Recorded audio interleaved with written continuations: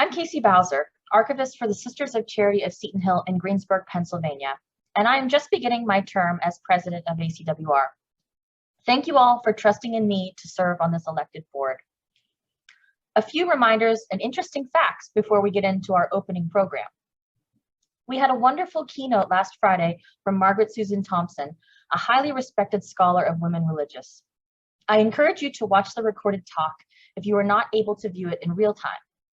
It will be available, along with all sessions, to all conference attendees for a limited time on the ACWR website.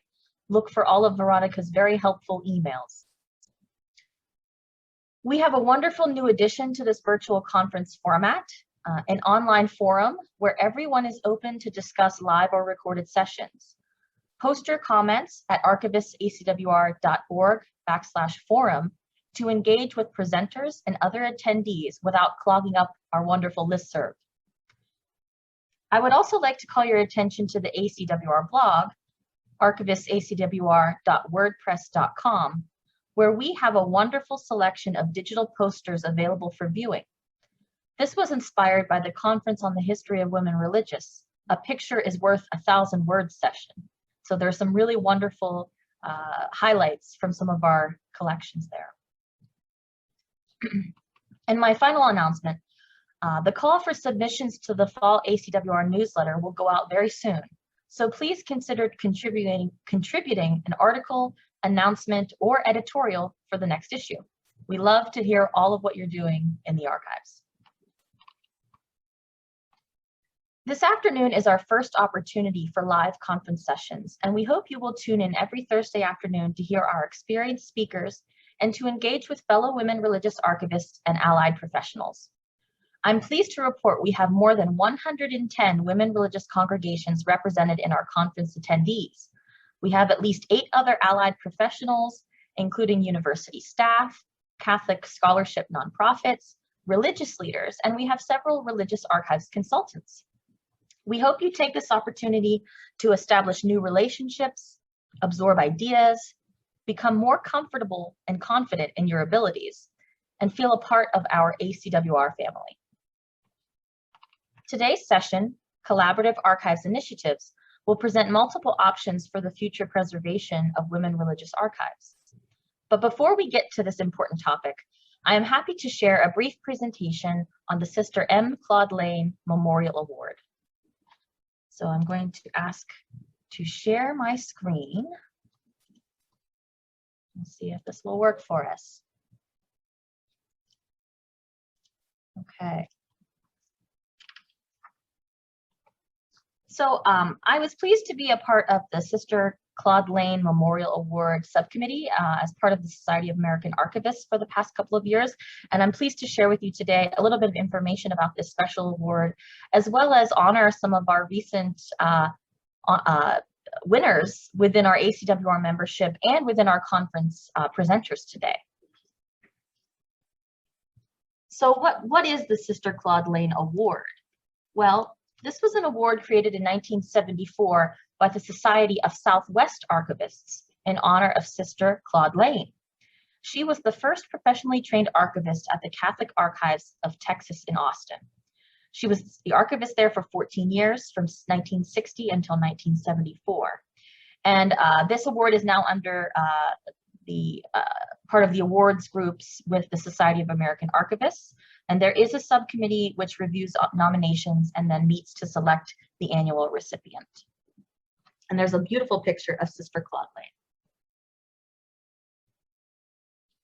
So what are some of the criteria for this award?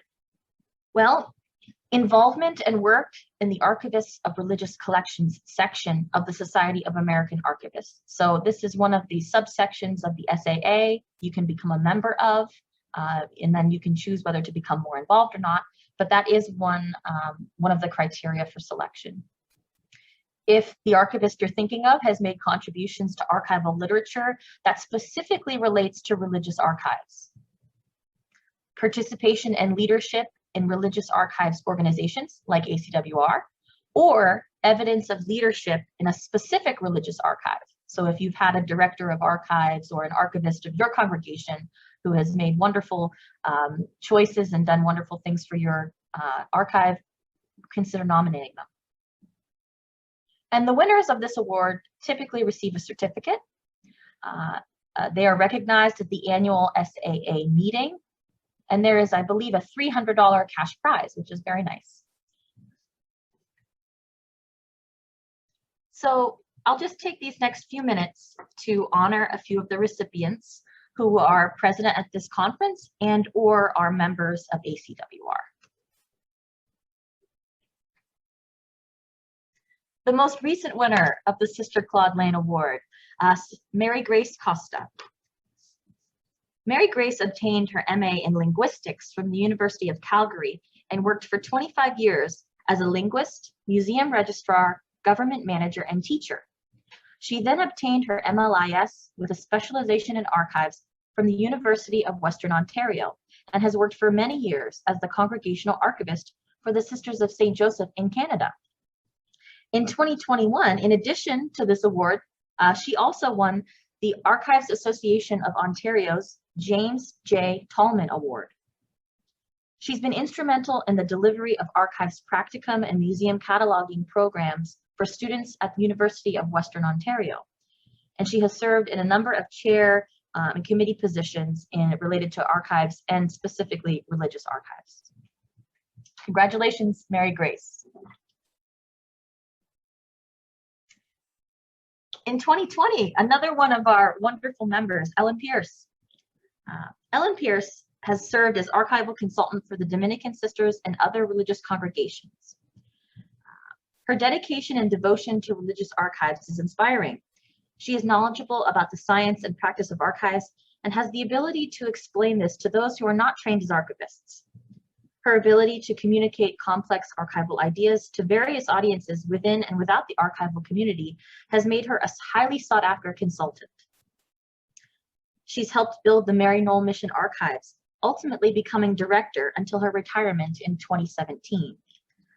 Her contribution to preserving Catholic history culminated in presentations at the American Catholic Historical Society, ACWR, and the Boston College Conference, where her expertise inspired others to continue historic preservation of religious archives. Her nominator for this award was quoted as saying, "It is no small thing to be able to foster change in the methods of collecting, organizing, and preserving the stories of women who have a high sense of ownership of this information."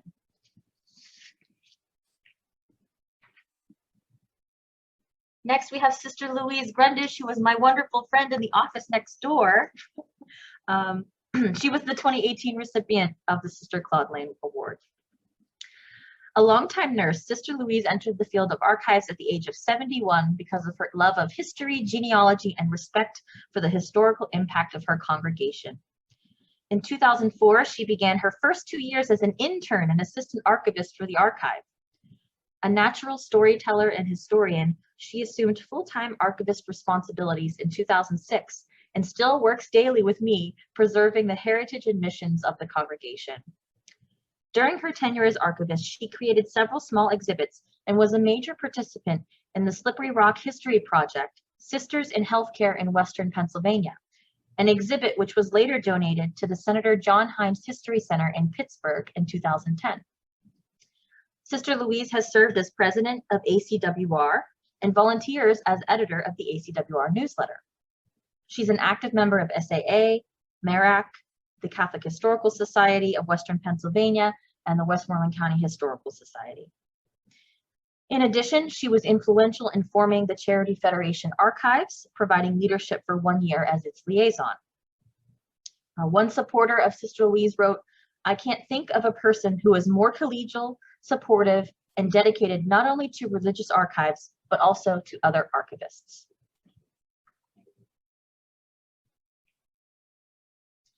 Next, we have Denise Gallo, D. Gallo, who was the 2016 recipient of the Claude Lane Award. Denise Gallo began her archival career as head of the Library of Congress Music Division Archives. Later, as provincial archivist for the Daughters of Charity, she oversaw the merger of 4 former provincial archives and initiated collaboration amongst the archivists of the Sisters of Charity Federation, a group which inspired a new version of the American Rule. She served as ACWR president twice and chaired SAA's Archivists of Religious Collections section. Now she is serving as provincial archivist for the Religious of Jesus and Mary, and she continues to work in ACWR's Custodia initiative, now mentoring committee, helping communities prepare for closure.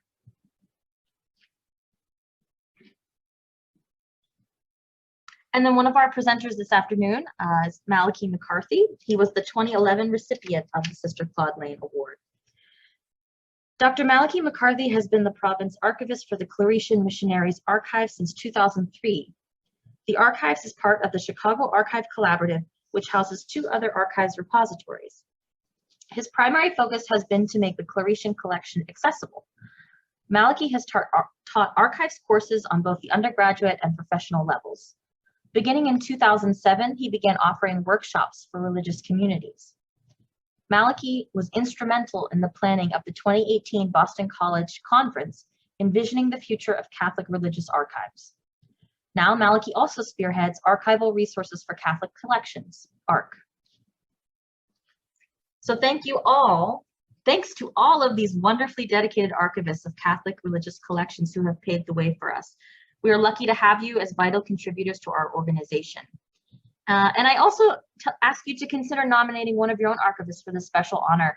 The Sister Claude Lane Award is, of course, not limited to Catholic religious archives. There have been other religious archives who have won this award, but certainly we love to have a wonderful showing for our Catholic women religious archivists. So our next session, Collaborative Archives Initiatives, will begin promptly at the top of the hour. I believe we have a number of wonderful presenters in line for us today. And now would be the time if you have questions, if you have any issues with technology, please contact Veronica, Kathy Hurdle-Baker, who will be moderating the session today, or another member of the board who's on the call who can help you. Thank you so much and enjoy the session this afternoon. Welcome back, everybody. I hope you can all hear me. I want to thank Casey for that inspiring welcome and session, or a program on all of the inspiring members who have won the M. Claude Lane Award. I think it really speaks to our membership and our organization. And that was really just inspiring on this somewhat dreary Thursday morning here in Louisville to see that. So I'm excited to get going with our first live session here. I think this is a topic that everyone is very interested in right now. And I'm very happy to have this group of presenters here to talk about some of the major collaborative initiatives that are going on right now. And so I'm just going to introduce them very briefly to give them the most time to talk about the initiatives that they're working on, and then have some quality time for questions and answers once they've each had some time to talk about their programs. So first we're going to hear from Jennifer Head and Sister Ginger Downey, and they are going to speak about the Heritage and Research Center, or HARC, at St. Mary's in Notre Dame, Indiana. Then we will hear from Nadia Nasr, who's with the Archives and Special Collections at Santa Clara University in Santa Clara, California. Then we have Michael Burns from Boston College with the Boston College Initiative that I think most of us have heard about through the many programs that they've had over the last couple of years. And then Sister Sue Durkin, who's going to tell us about the Cleveland Organization of Religious Leaders, or CORL, and their Archives Subcommittee. So again, I want to thank all of our presenters for being here today to talk about these interesting and different collaborative initiatives that are going on. And I am going to cede the floor to Jennifer and Sister Ginger to begin the discussion with a description of the HARC initiative. Jennifer, do you want to say anything before I start? I'll let you start and then I'll pick up. Okay. Hello and greetings from South Bend, Indiana. I am Sister Ginger Downey, and presently I serve on the leadership team for the Congregation of Our Lady of Victory Missionary Sisters. And I've held that position for the last 10 years. I'm in my 10th year.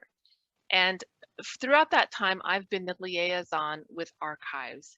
And as I traveled through Region 7, which is the LCWR Region 7, and with other congregations, it seems to me that issues of archives and what to do with archives of smaller congregations as they grow smaller became a conversational topic quite often.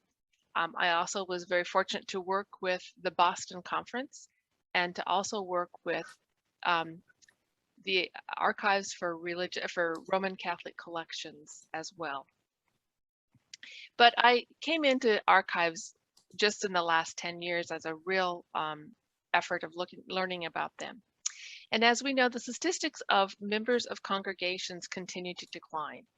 In the recent NRRO statistics, 40% of those congregations who fill out the survey for NRRO are 25 members or less. So 40% of all religious congregations in the United States are 25 members or less. That to me is a very stark statistic and is something that I think we need to look at. So I believe that because of this, the idea of how to preserve archives in both a respectful and a hopeful manner is very important. And collaboration and partnering with each other is going to continue to become more and more of an important reality. We also need to have a variety of options for congregations so that they can make the best decisions for themselves. There's a large number of congregations who are going to have to make these decisions in the next 5, 10, or 15 years. And if I look at the number of congregations in the United States, just women's congregations, and use that 40%, we're going to need space for over 100 congregations in the next 10 to 15 years. So how do we do this collaboratively and together? So one of the things that I think most of us realize is that according to canon law, there are two functions of leadership. The first function is care of the members and care of the mission. Many believe that they are the current mission and the current membership. However, if you take a long look at archives, the purpose of archives is to care for the mission and the members by preserving the charism, mission, and values through the preservation of documents, records, members' works, whether they be art or writing or articles or manuscripts or other forms of what the congregation has done, so that you have a way of looking back and seeing the growth pattern. The archive is the one that carries the constitutional memory of where each congregation has been and where it is going. So I believe that it is the role of leadership to care for the congregation and the deceased member's legacy, as well as caring for the current membership and mission, values, and charism of the day. And because of that shared value, the topic of archives has become a topic of conversation among some communities and religious leaders. My region, which is Indiana and Michigan, started to have these conversations about 6 to 7 years ago. And every time we would gather, archives came up. How are we going to preserve it? Where are we going to put it? What's going to happen? And so these conversations were taking place networking, but they were also taking place in leadership teams or provincial teams, whatever you name your leadership, on a local level. And these conversations led the leadership team of the Holy Cross Sisters here in Indiana at Notre Dame to invite congregations to a day of dreaming. The day of dreaming took place in April of 2018. And that day of dreaming was, the context of that was archivists from several congregations of women religious in the Midwest met at the invitation of the Sisters of the Holy Cross to share ideas on how we might collaborate to preserve our archives and heritage for the future witness and research. So the Sisters of the Holy Cross invited congregations from regions 6, 7, 8, and 9 of LCWR and included other congregations who were in those from CSWR, sorry, I always get those confused, from Iowa, Ohio, Indiana, Illinois, and Missouri. There were 52 participants and 27 congregations from those states: Ohio, Indiana, Illinois, Michigan, Missouri, and Illinois, and Wisconsin. Some were archivists, some were leadership team, and some were consultants. And there were a few congregations that were invited because of connections to Holy Cross that were also included. The Holy Cross sisters have shared with me several times that they didn't expect to get that many participants, but they were delighted to get the 52 participants. From that day, the next step was a steering committee was formed to continue dreaming and to process the next step.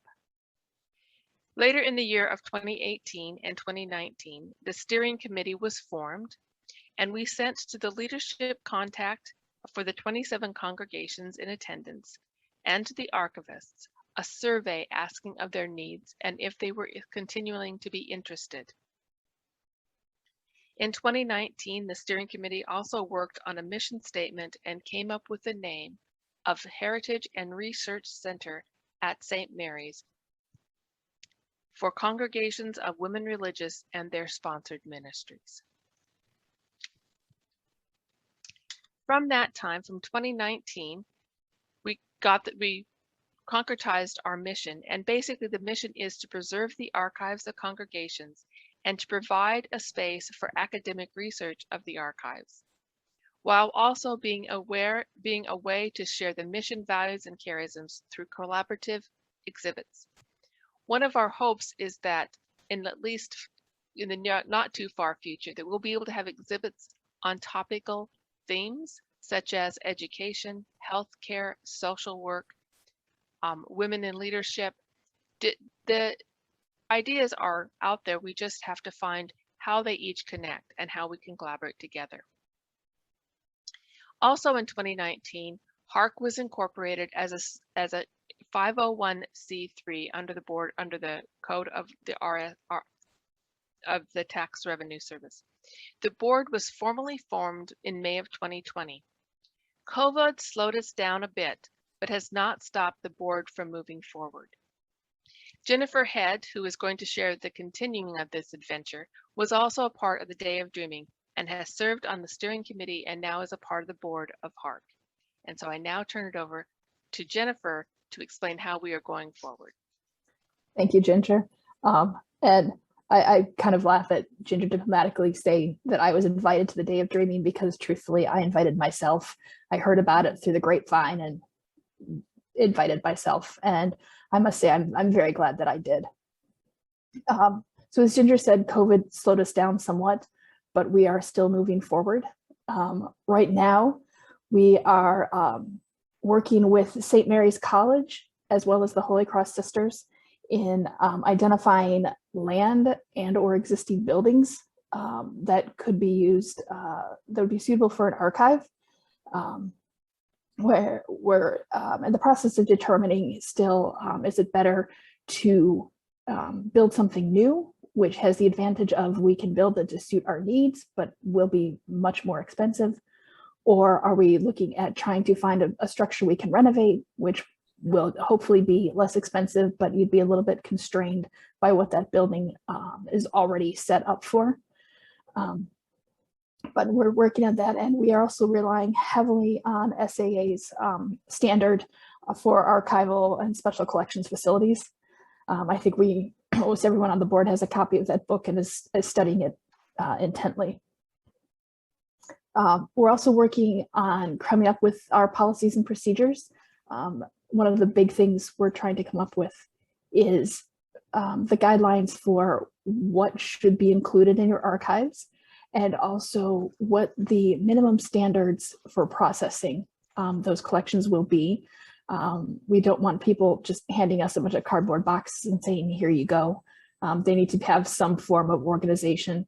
And we're looking at setting up a good, better, best system, realizing that congregations may not have the ability to completely archivally process them, but at least some form of organization so they can be used by researchers. We're also working on our staffing plan, and our tentative plan for the first year or two would be to hire an executive director, and that executive director would help guide the mission and have input into the planning process.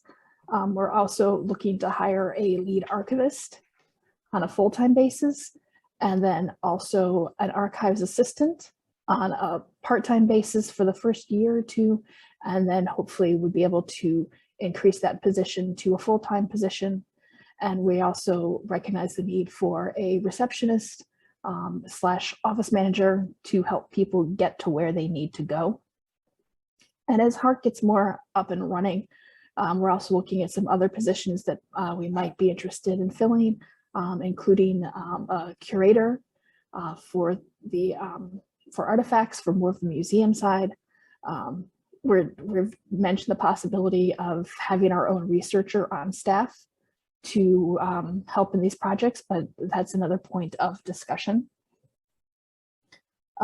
Like every archive out there, funding is a major issue. And as of right now, the primary source of funding is the interested congregations themselves. Right now, we have 8 congregations that are moving forward with this project. We asked each congregation for a contribution of earnest money to help us start funding this endeavor, so that, you know, the lawyers to review agreements, architects to help us plan, engineers to help us plan, any other type of expenses. And we're very pleased that these 8 congregations have joined us in that. And then further funding will once again come from the congregations, and it will be based on the size of the congregation. The larger the congregation and the larger their archives, the more they will be asked to contribute. And of course, as we get further along in the process, we will be exploring some options for some grant funding, whether that be planning grants, grants to operational grants, exhibit grants. If there's a grant out there, we're going to find it. Our collection scope right now is it's congregations of women religious in the Midwest. Congregations from Illinois, Indiana, Nebraska, Michigan, and Wisconsin are represented. And these congregations represent a variety of ministries, education, hospital work, social work, and then of course today missions have expanded to include social justice, pastoral care. We just, you know, get the gamut of missions. We see potential collaboration, of course, with other collaborative archives, but we also focus on this time at collaborating with St. Mary's, who have been enormously gracious and helpful in this whole endeavor.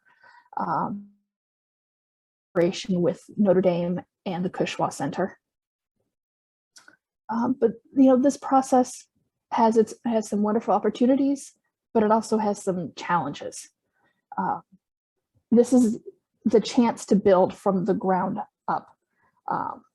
There's no blueprint for this, which is somewhat challenging, but it also means that we can build to meet the needs of our constituents.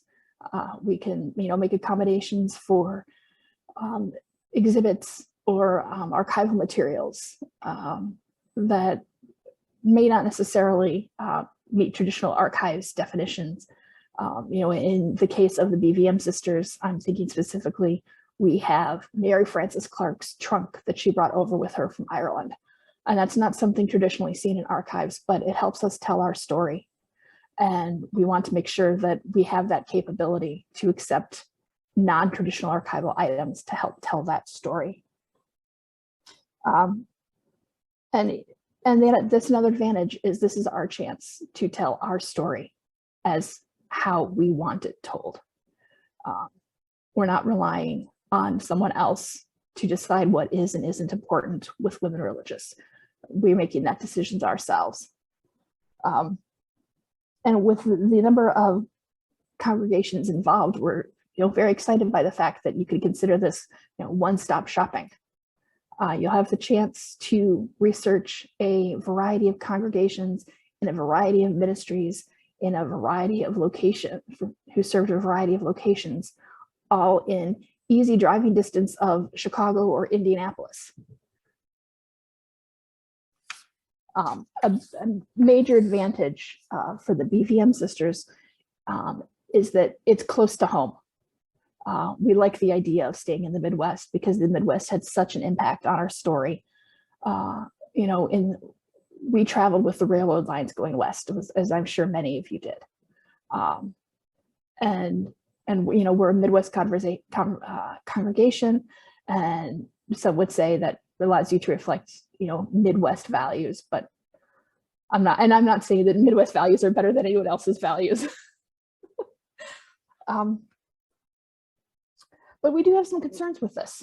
One of the issues, as Ginger said, is there's a lot of congregations that need the support sooner rather than later.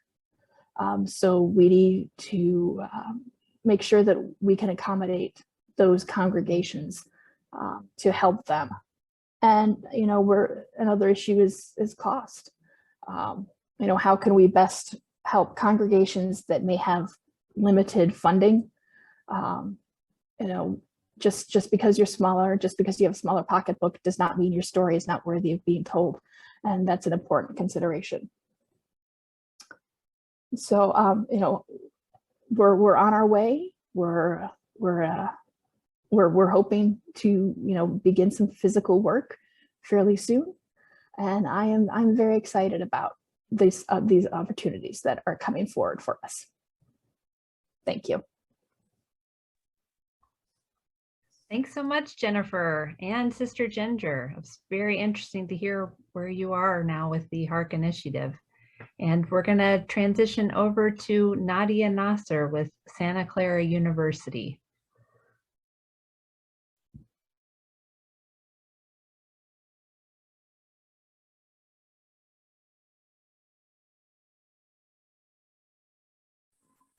Okay, thank you, Veronica. Sorry, it took me a second. I've got 3 screens I'm working on and I had to find my mouse.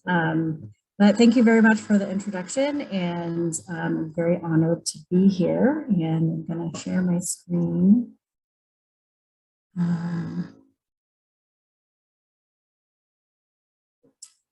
Okay, oops, wrong screen. Okay. Nope, no, I'm good actually, sorry. Okay. So thank you all for the introduction and for the opportunity to be here. It's my honor to be here with my collaborative archives panelists at the session, and I look forward to a lively discussion. My name is Nadia Nasr, and I'm the head of archives and special collections at the Santa Clara University Library here in sunny Santa Clara, California.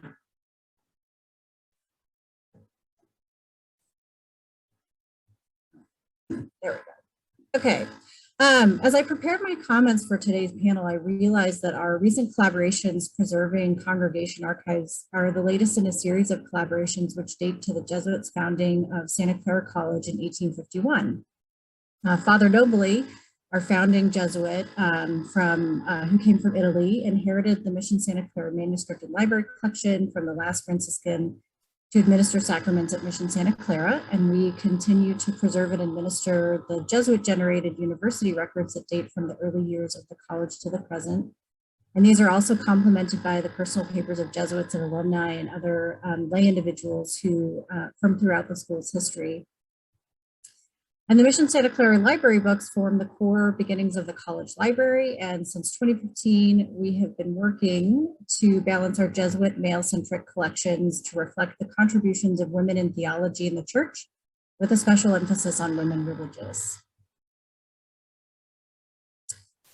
So our second collaborative foray contributing to the care of Catholic religious records began in 2010 when the California Jesuit province, our founding religious order, relocated its archives from its Los Gatos novitiate to the newly constructed library and learning commons, where archives and special collections where I work are presently housed.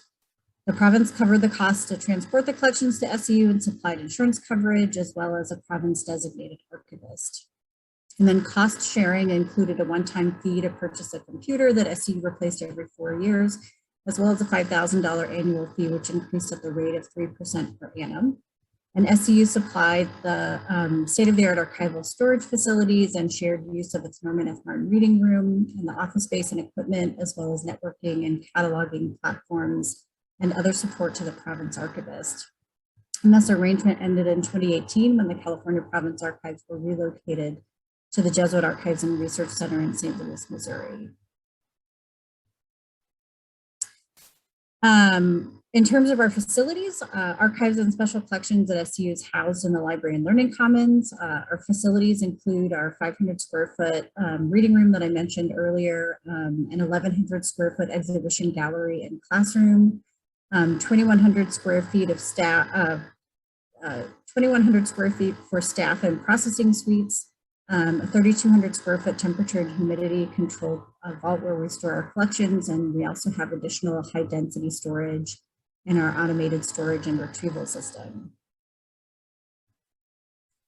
Our staffing is composed of 6 full-time positions, including myself, and we have staff to cover our research and instruction services activities. We have a digital collections and scholarship librarian who oversees the scanning and web publishing of materials we digitize from our collections. We have another staff member who captures university publications and faculty scholarly output in our institutional repository. We have a full-time archivist, an archives assistant, and then we share or borrow, I guess, 50% of a full-time cataloging staff position that focuses on supporting cataloging of our rare and archival materials. And then in any given year, we employ anywhere from 6 to 7 student employees, depending on the funds that we have available. Speaking of funds, we receive annual allocations from the university for salaries and benefits, operating expenses, and a very small portion of the library's acquisitions funds, which is, even though that's usually in 5 figures, turns out to be less than 2% of the overall collections budget. We also have some unrestricted gift funds that we use for special projects, such as mass digitization projects with vendors, or we also did some cost sharing for the work done to transfer the Sisters of the Holy Family archives. Our current allocation for salaries and benefits amounts to just over $600,000, and our average operating budget for the last 5 years has been around $90,000. And although our operating budget took a pretty big hit last fiscal year, we still had enough to cover our mission critical operating expenses during the pandemic. We use sparingly our unrestricted gift funds for special projects. And one thing that I want to clarify in relation to the Sisters of the Holy Family Archives transfer and our conversations that we've had with other congregations is that when we began approaching women religious in the Bay Area, we did so assuming we would generally cover the cost of transfer, rehousing, et cetera, using our own funds as much as we could, and have not made it a stipulation of any conversations with religious congregations that funds should be supplied, although they certainly are welcome and, as everyone knows, very much needed and put to good use. Sisters of the Holy Family was in a position to offer money not only for the long-term care of their own collections, but also to support SCU's collaborations with other religious congregations. And I'll talk a little bit more about those endowments on my next slide.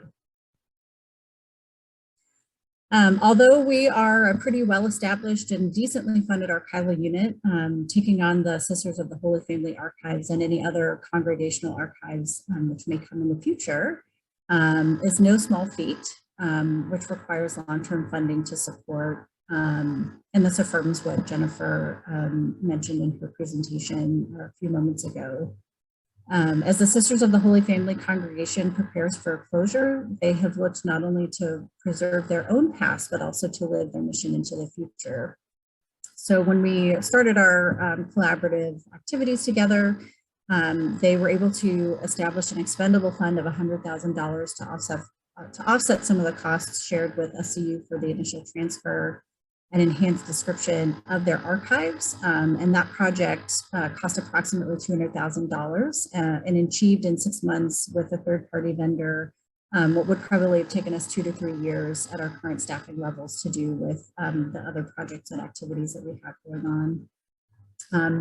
And then SHF also established 2 endowed funds that generate revenue for both the long-term care of their collections, which could include not only archival supplies, but also materials and other work needed to be done for exhibitions and of their materials and other things like that.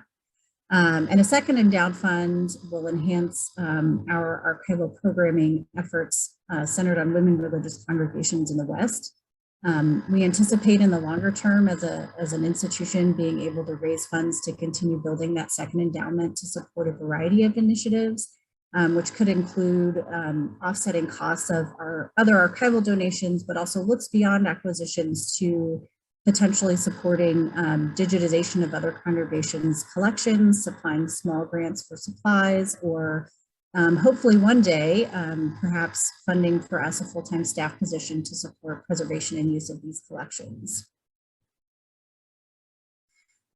And though we miss the collections and expertise of Brother Dan, who's the province archivist, the relocation of the Jesuit province archives made room for our expanding collections centered on women in theology and the Catholic Church, with a special emphasis on women religious.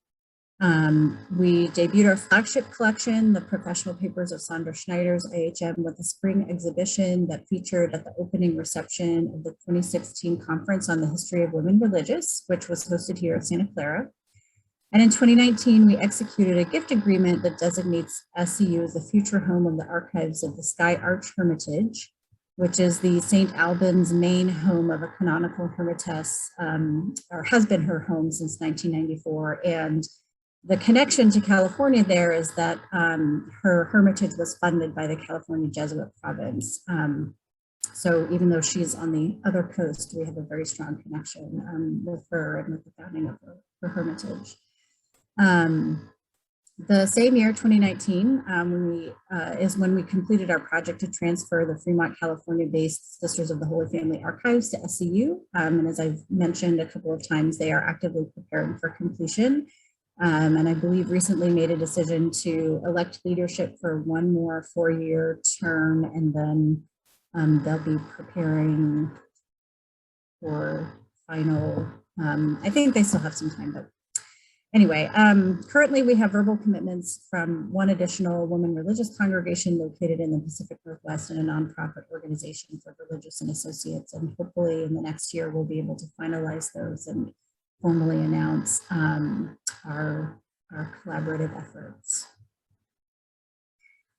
When it comes to final disposition of a congregation's archives, there are, as said, very many opportunities, but also challenges unique to a collaboration with university archives in particular to consider. So donating to university archives affords the opportunity to leverage existing programs and facilities by partnering with an institution that already has an active archival program.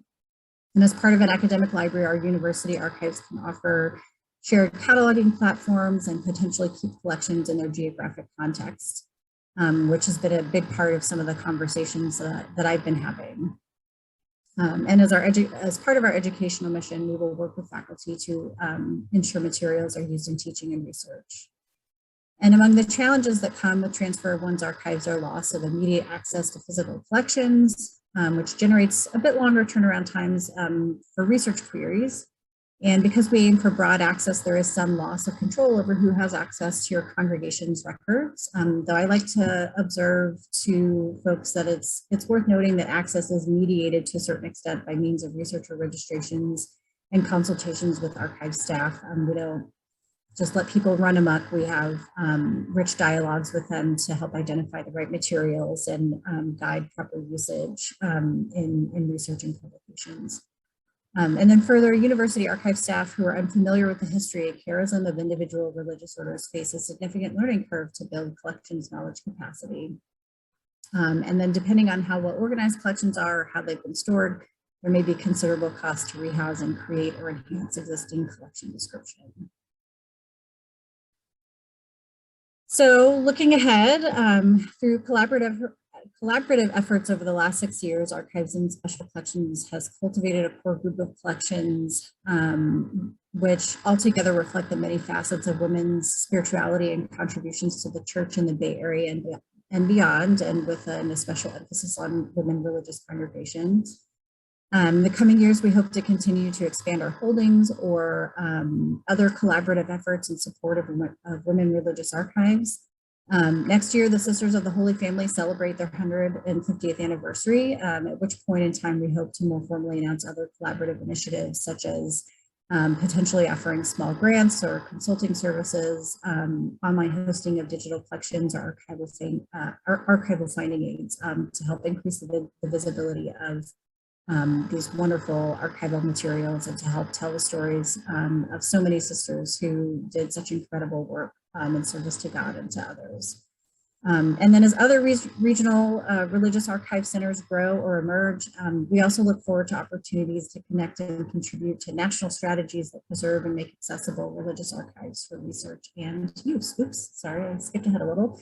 My last slide was just my contact information and a thank you all for allowing me to be here with you all today and to present on the collaborative religious archives activities at Santa Clara University.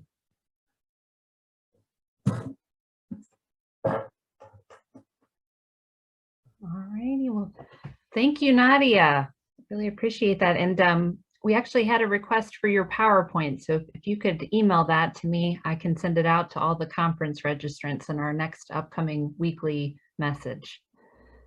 All righty, and so next we're going to hear from Michael Burns with the Boston College Collaborative Initiative.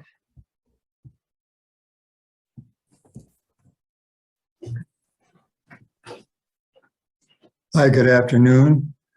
Thank you for inviting me.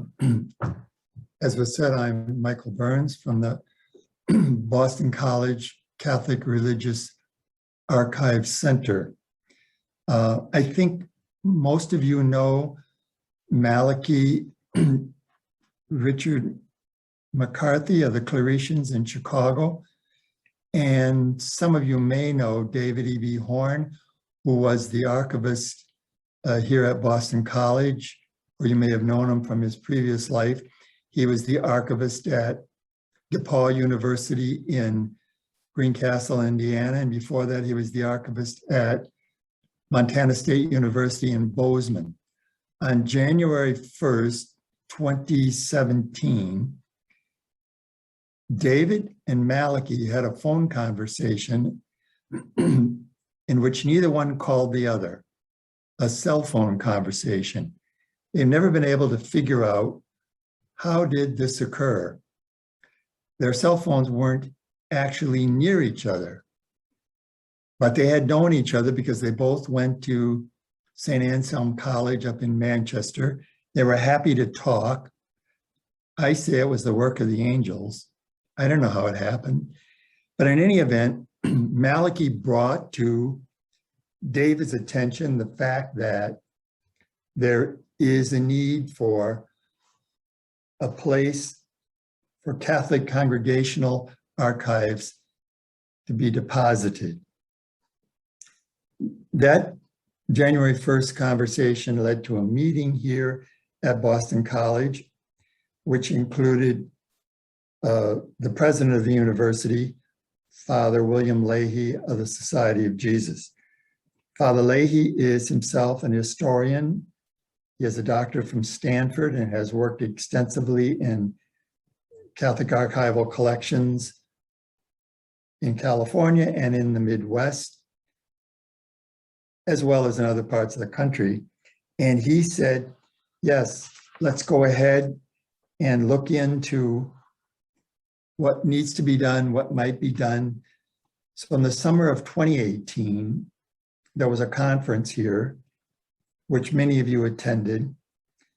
And the consequence of that conference was a lot of conversation with some of you about what we should do further. The decision was made that we would go forward with establishing a depository here at Boston College for Catholic religious congregational archives.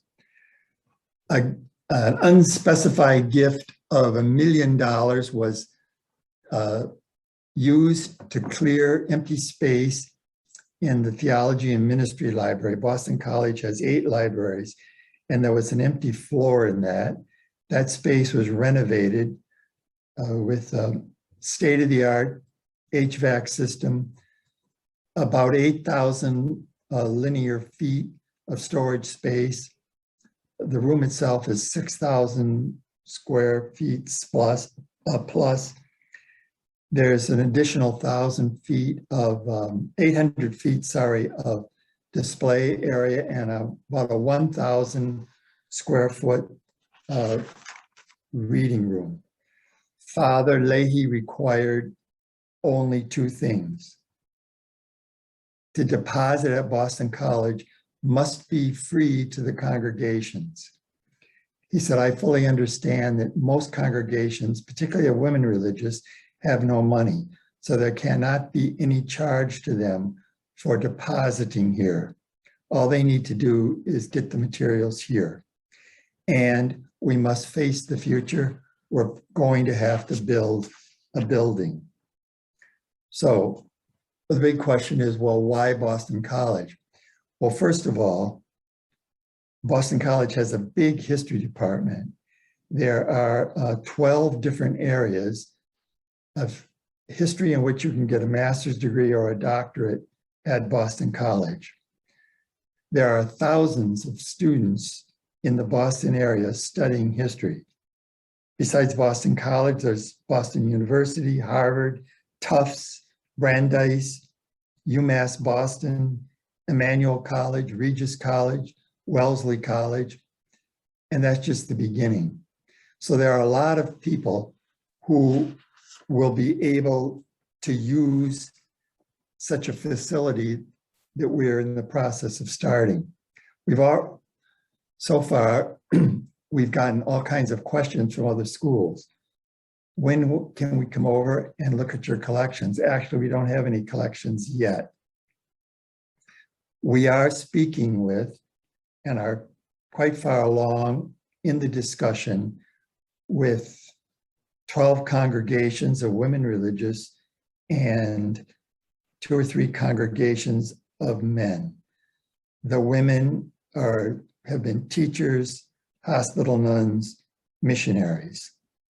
They cover an area that is their congregational headquarters, covers an area from the Atlantic coast to the Rockies, from the Canadian border down to the Gulf of Mexico.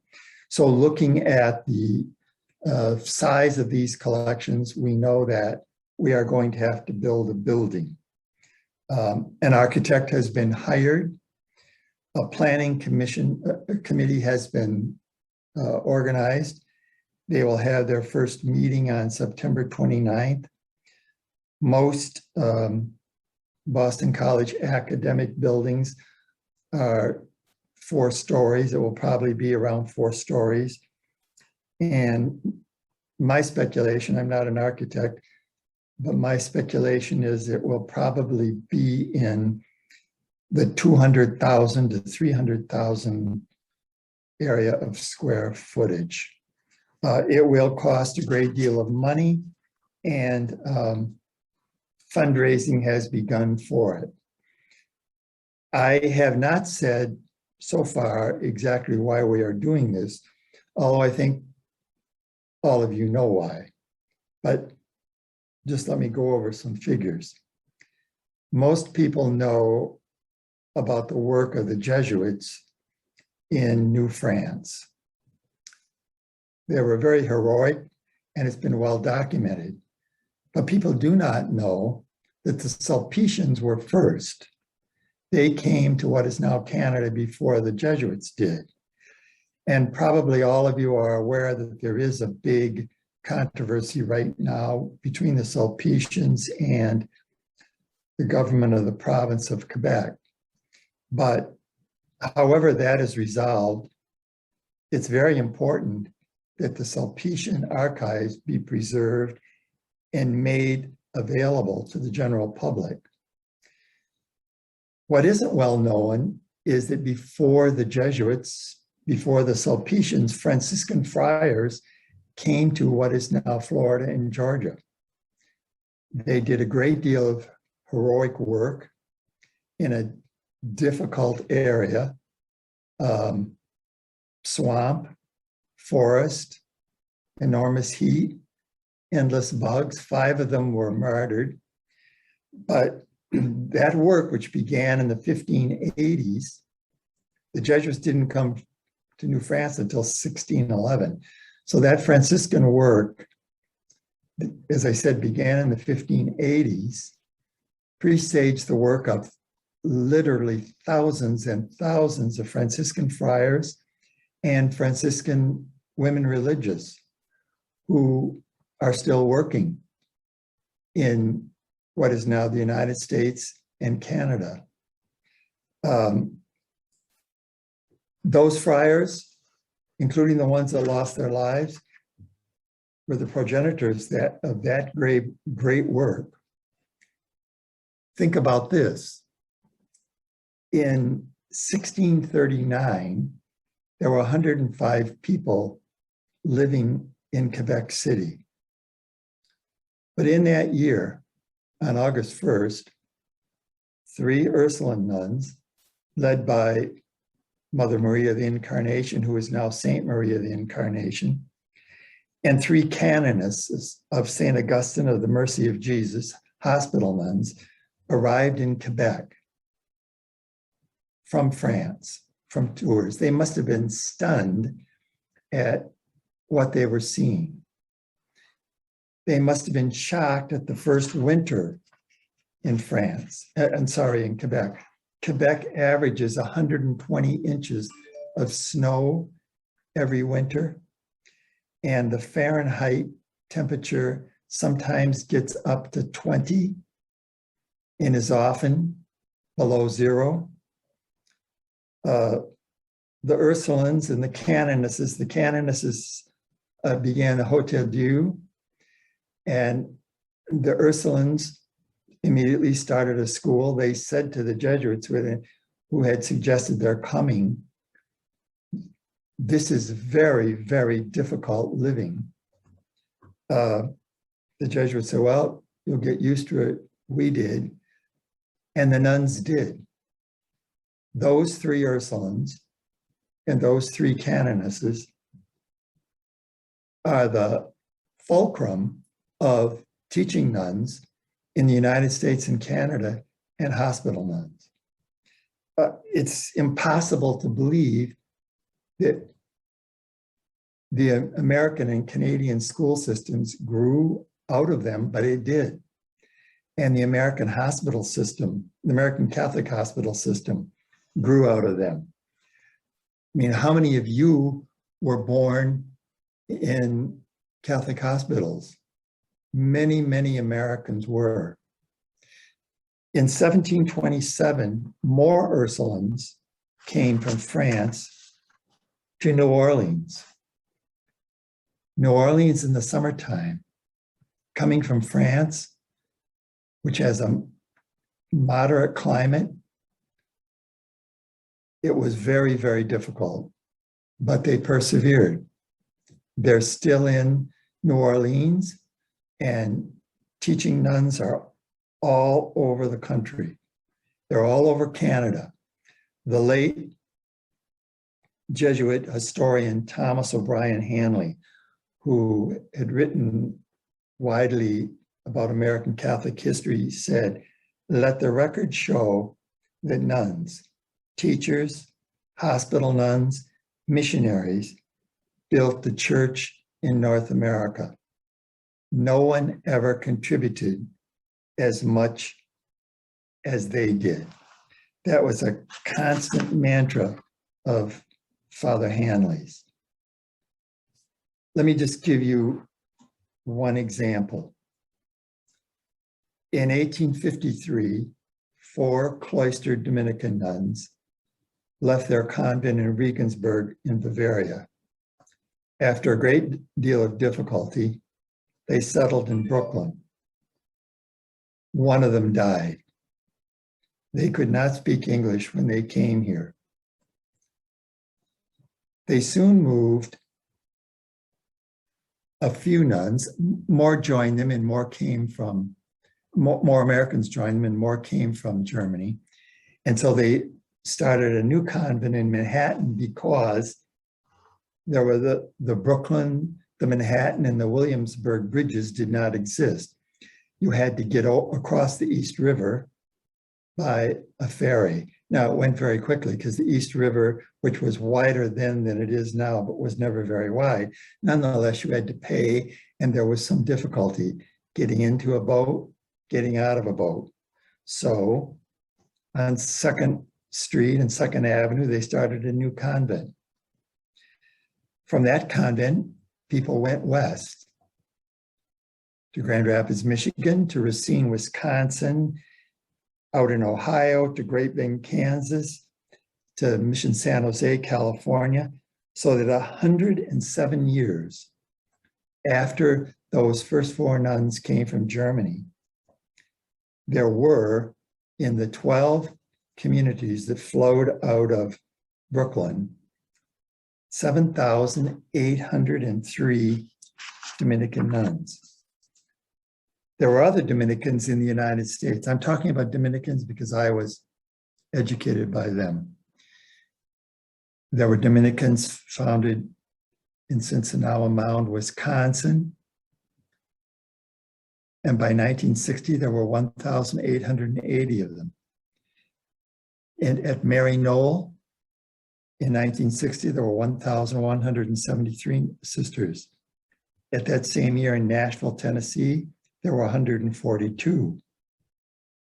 In Kentucky, where the first Dominican Sisters of the United States were founded, there were 768. So in 1960, in just those 4 congregations, there were 4,653 sisters. Dominicans were by no means alone.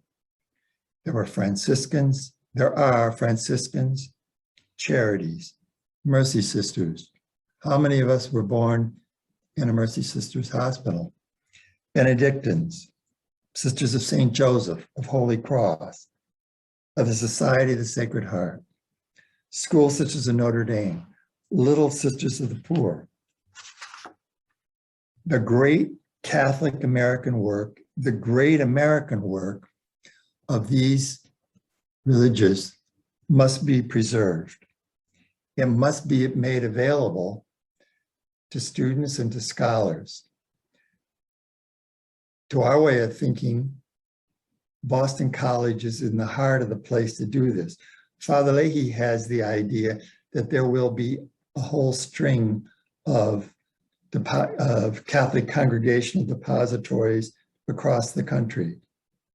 As Nadia said, Santa Clara is already one. There will be others, but the work must be done. So we're moving forward here at Boston College. As I say, we've got an architect. Land on the campus has been designated, and we're moving forward. Thank you for inviting me.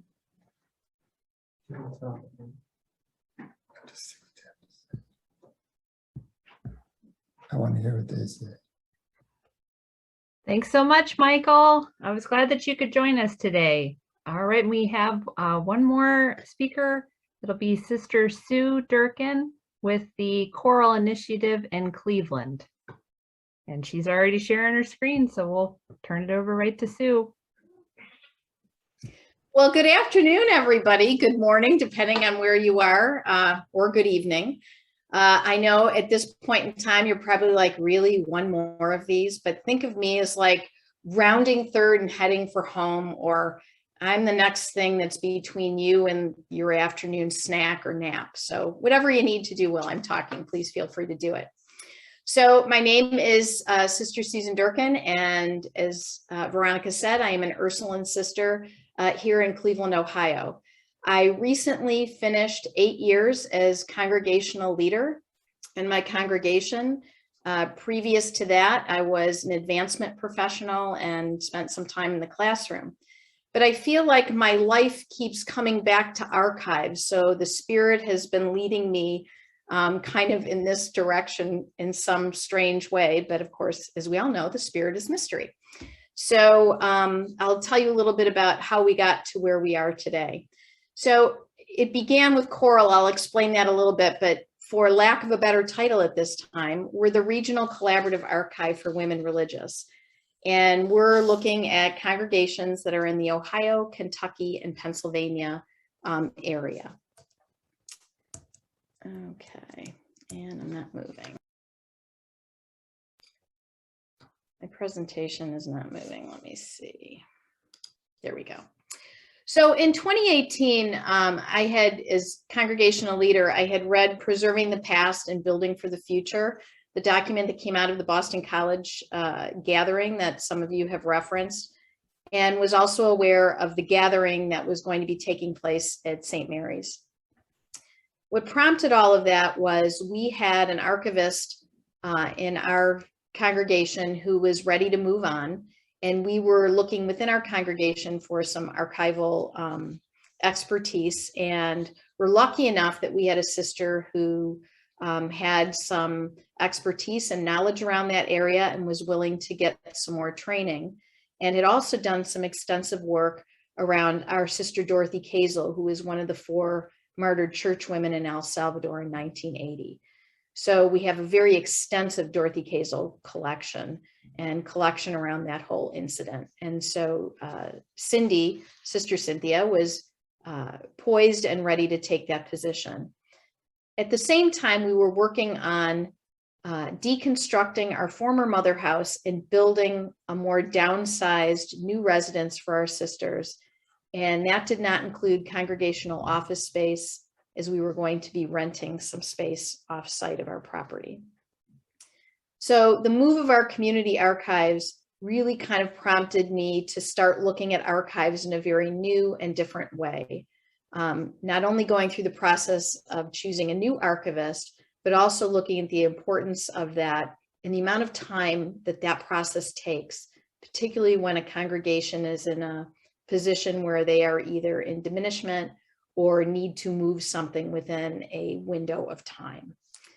So because of that, we hired the expertise of the M. Claude Lane Award winner, Ellen Pierce, who I know is on this and is also a member. And Ellen came in and helped us to identify a strategy.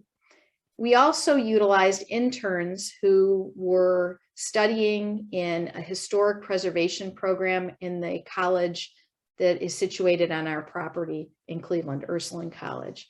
So between Ellen's guidance, Sister Cynthia and her expertise in utilizing those interns and the professor who leads that historic preservation program, we really were able to ramp up our efforts very quickly. So based on that experience in 2020, I issued a concept paper to our local leadership group, which you heard was called CORL. In Cleveland, we have been very fortunate to have had a number of mother houses at any given time that started here in our diocese. And so we thought that would be a great place to start. Knowing that people had been talking about archives, people had been talking about communities coming to completion or fulfillment, however you want to say, was a big part of what kind of led me to say, you know, what's going to happen here? So I wrote a concept paper, delivered it to the local leadership group, and then followed up with a survey. And that's when I began working with Ellen and asking her to come in to kind of help me to work through this process. I understand how to fundraise. I understand how to build a building. I understand how to project manage, but I don't understand all the nuances that all of you experts do about your archives. and preserving the legacy and the stories of our communities is really deeply embedded in my heart, because I have seen from a leadership perspective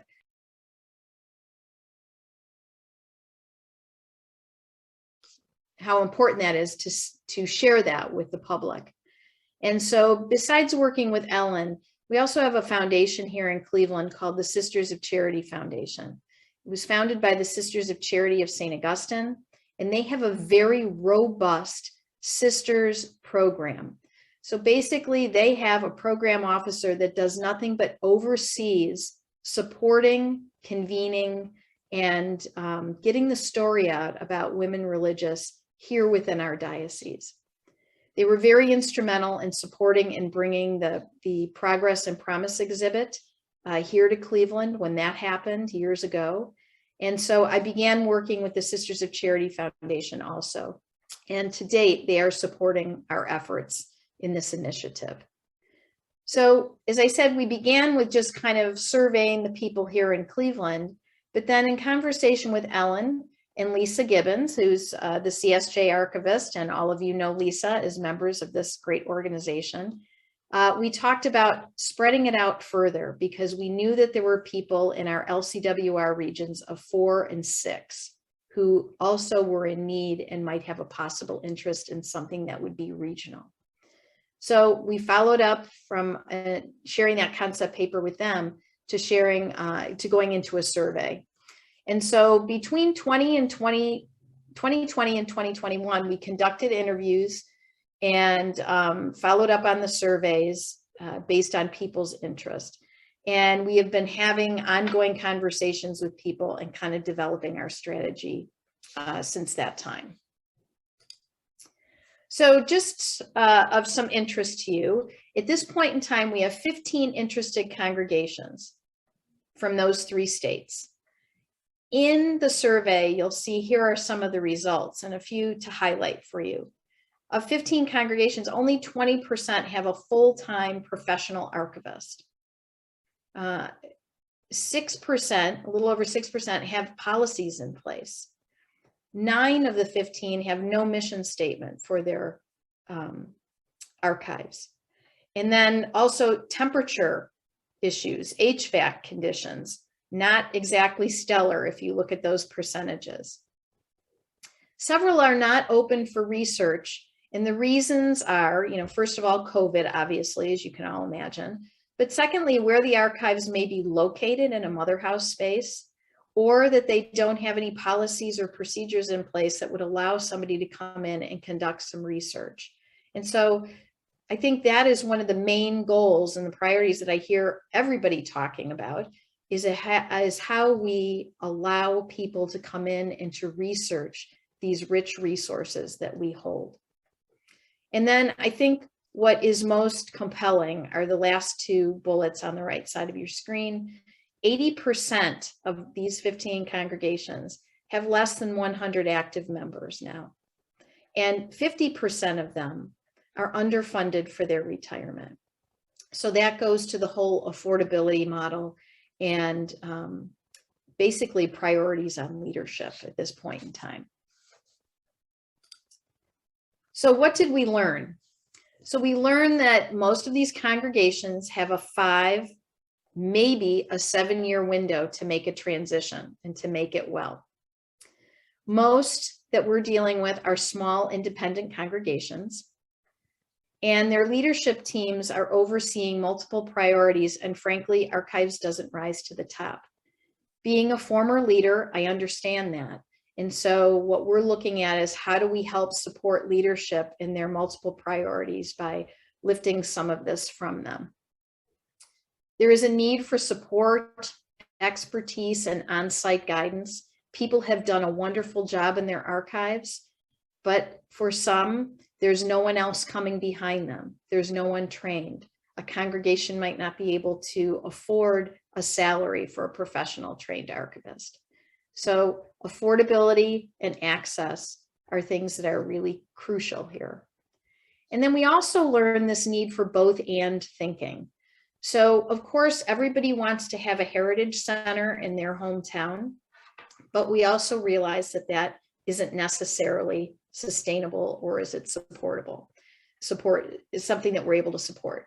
So how do we do a both and? How do we create a display possibly in an area where we have served in a formerly sponsored ministry or a place where we've had a presence, yet also have a space to bring records, personnel files, other important documentations where they can be professionally preserved and open for researchers.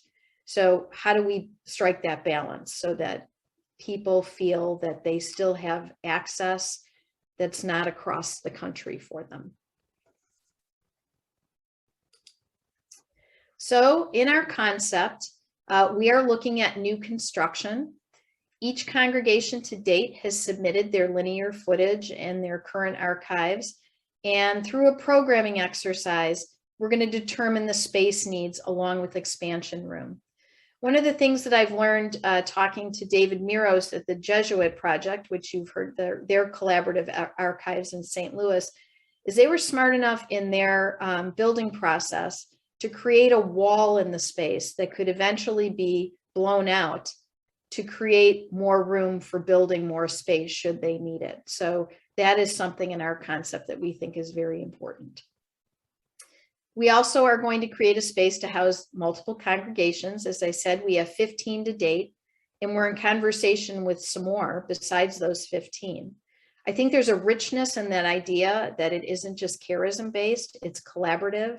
So if we were to hold a symposium and say you were doing something around a topic like education, to be able to bring in what these different congregations utilizing their different charism and how they each establish their educational presence would be a very rich conversation for future generations to learn from. So in our space, we're looking to create space for staff, possibly, depending on the size that we grow to, 3 to 4 professionals, an executive director, a lead archivist, and as I said to you earlier, several volunteers and student interns. That's one of the things that I think I learned in our process in my congregation, is how interested these young student interns are in how women religious have done their work and how eager they are to learn these things. So to be able to create space for them to come in, to research, to learn, and to have some hands-on experience, I think is really critical.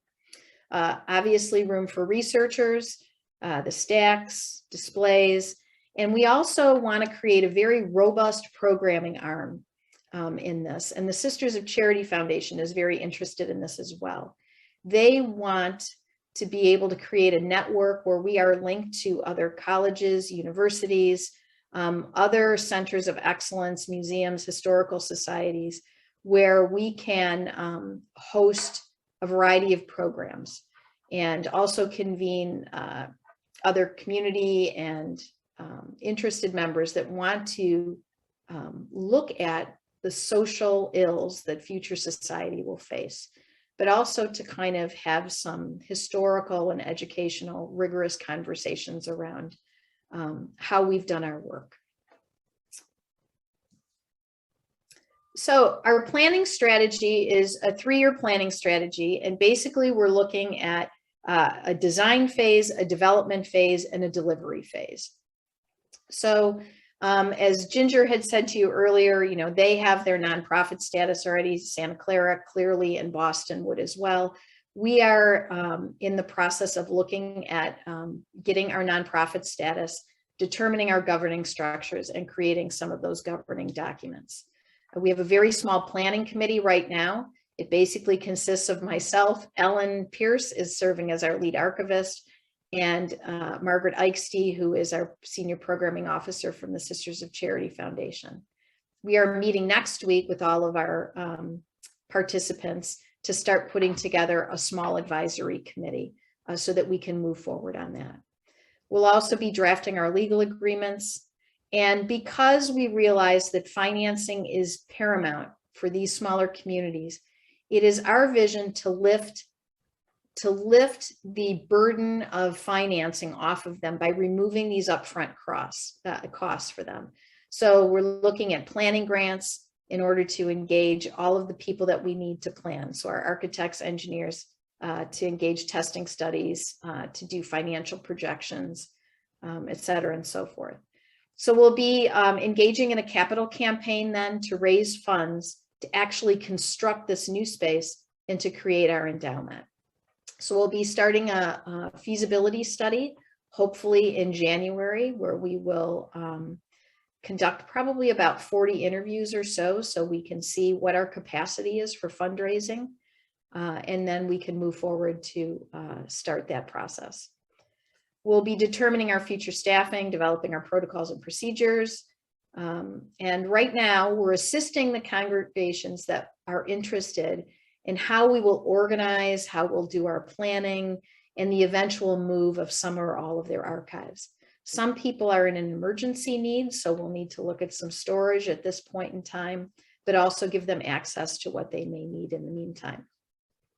And then, as I said, in this design and development phase, it's developing that programmatic arm and links to educational and other relevant institutions.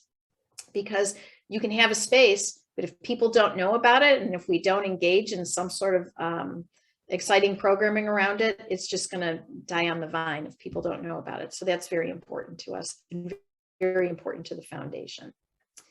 So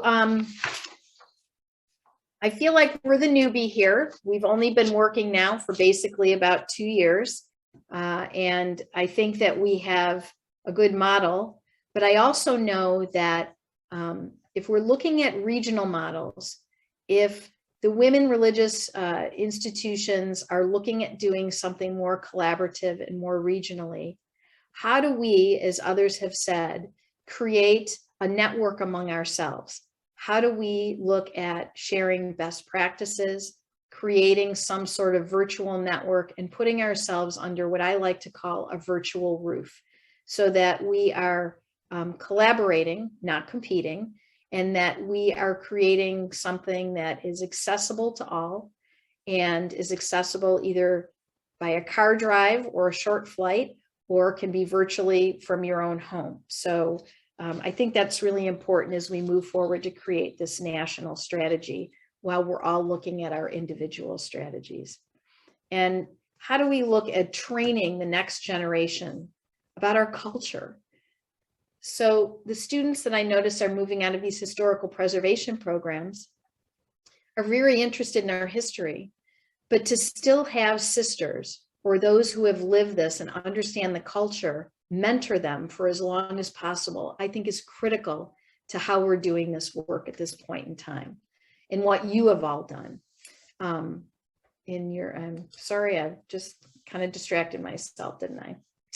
So I just want to say, in kind of piggybacking on what Ginger said, we made a promise to steward our legacy as leaders, as congregational members, as people that work in these institutions. And that legacy not only is to protect the living, but to protect the deceased. And so I think to do this well, we do this together. And that this isn't territorial, but it is more, how do we look at the richness that we have, and how does that inform the next generations as we move forward? So I'm really grateful for your time. I kept this pretty short today for myself, and I hope that if you have any questions, you're willing to ask them. And thanks for your attention. And thanks for all the work that this organization does. I mean, it is amazing, I think, to be able to have that support and network among all of you as the archivists. Because most of you are a one-person shop. And so to find others that can support your work and your efforts, I think is really, really critical. So thanks for all you do on behalf of all of us who don't always pay attention to it every day.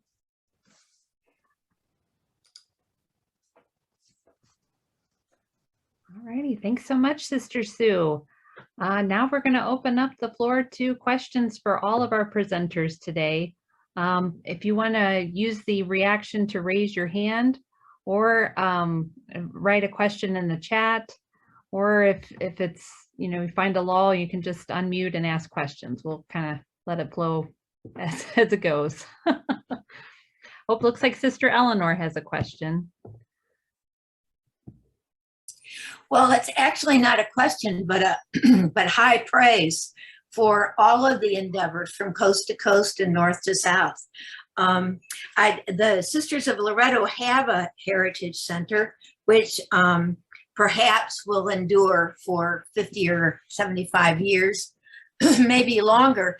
But I'm very eager to follow up on what Sue was just talking about, and the others as well, collaborations. And I would just offer to make myself and the Heritage Center staff available when there are specific conversations around the collaboration question. I think it's crucial that anybody who has a repository be able to link researchers to other repositories and individual archives, and being able to design how that would work is something that we would really be willing to put resources and energy into doing. Well, thank you, Sister.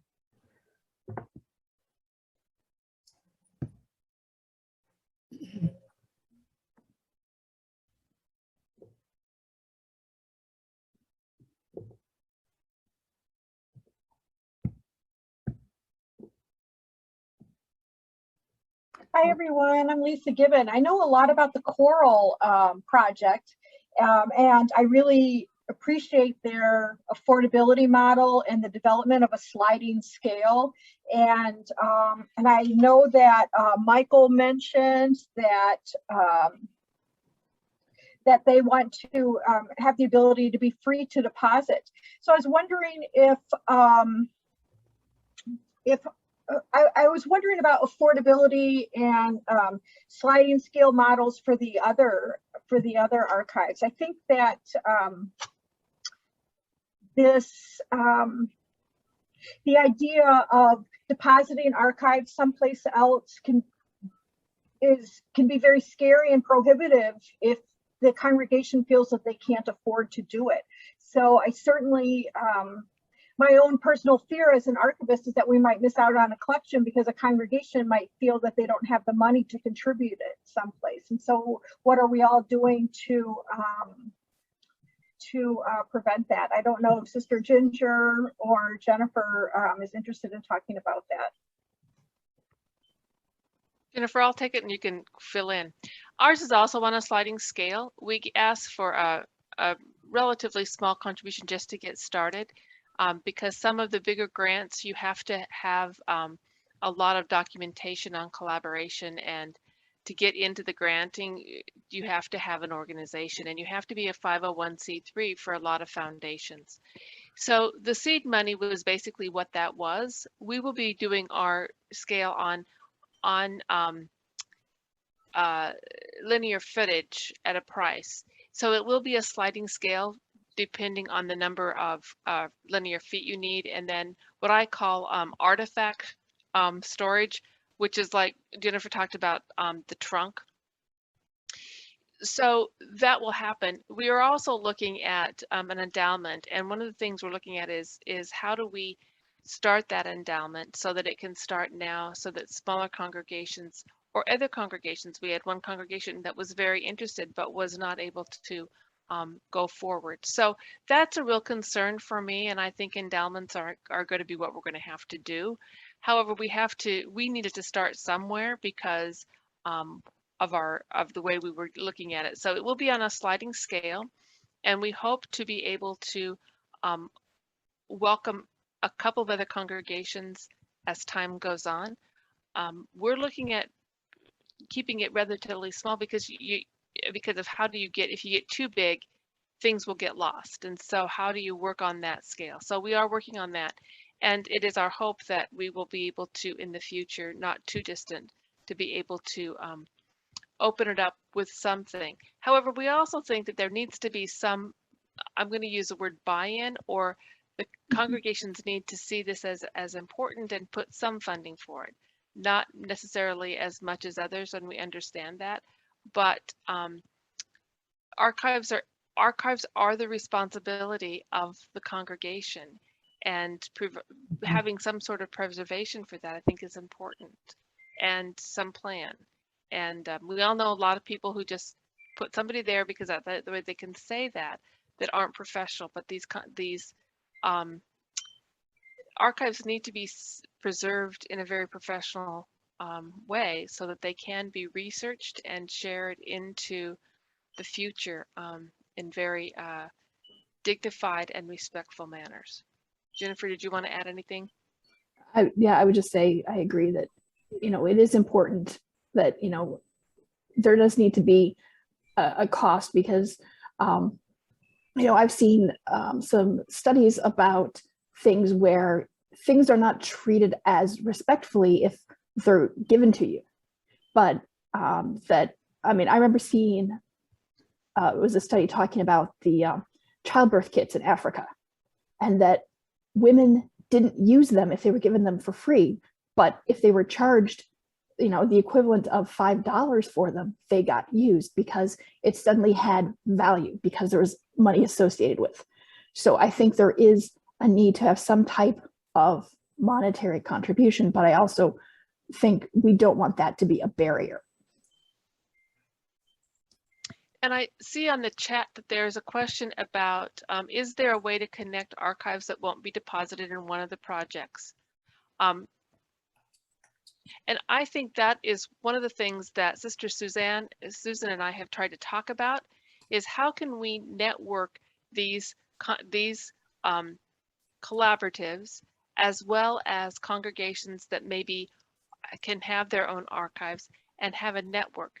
I think this organization is one way, but I think having a network, she talked about a virtual roof, being able to have that connection so that we know who to go to connect that. So I think there is a way of doing that which would create a greater accessibility and a wider audience.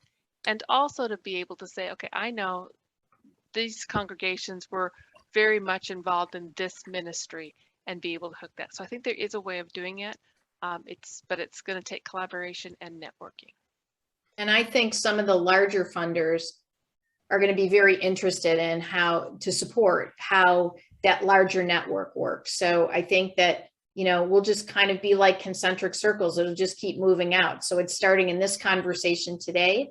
And then, you know, as people hear about it and want to be a part of it, I think we just keep convening the conversation and come up with some sort of a strategy so that, you know, it isn't individual requests here and there. I think that'll be really critical. And there was one other question that I saw that somebody had asked. It sounds like Notre Dame would welcome three-dimensional objects as a part of collections they receive from participating groups, with the others as well.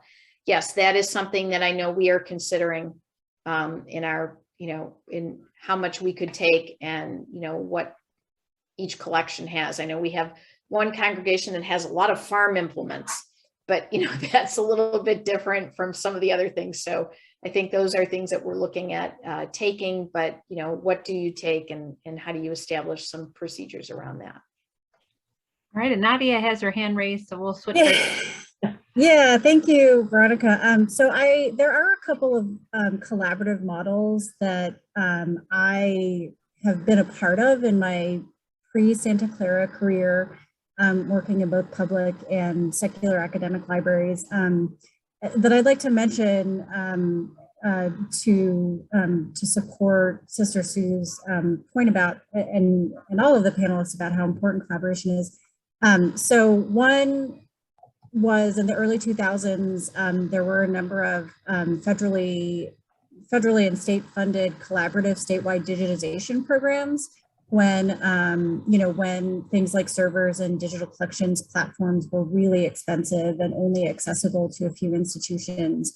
And so Santa Clara at one time actually had received some funding to build the Silicon Valley History Online you know, platform, and we still host those collections, even though we've, you know, most people have their own solutions for digital collections. So there are a number of, you know, best practices, and when it comes to building digital collections guidelines for, you know, how to scan, what resolution to scan at, what kinds of file formats and things like that. And then also to borrow the good, better, best phrase from earlier, you know, what are the minimum amount of descriptive data do you need to provide with those images to facilitate discovery? And I believe that the CRRA has has expanded among their many services, their one to include hosting of digital content by membership organizations, and that's something that I would be interested, in our collaborative here of doing something similar, leveraging our digital collections platforms, to host digitized content and helping, coach or consult, congregations through that process. A second model that comes to mind is one out here in California for sharing information about finding aids and archival collections, and that's the Online Archive of California. And so that is a portal, for searching California-based archival collection guides. And I believe, honestly, we set ours up before my time, so I'm sorry that I can't speak to what costs, if anything, might be associated with it.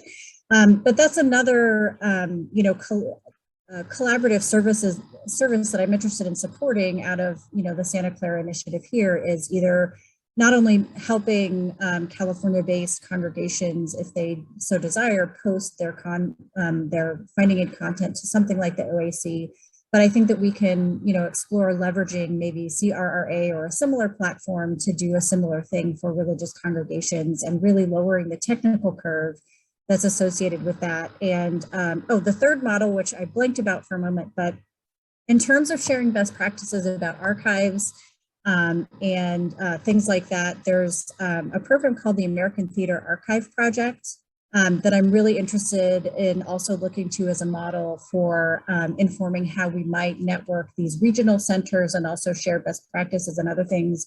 And so they, the ATAP has regional teams of a dramaturg, an archivist, and I forget usually what the third person usually is, but they're that team that can go and consult with small local theater companies and say, what do you have in your archives?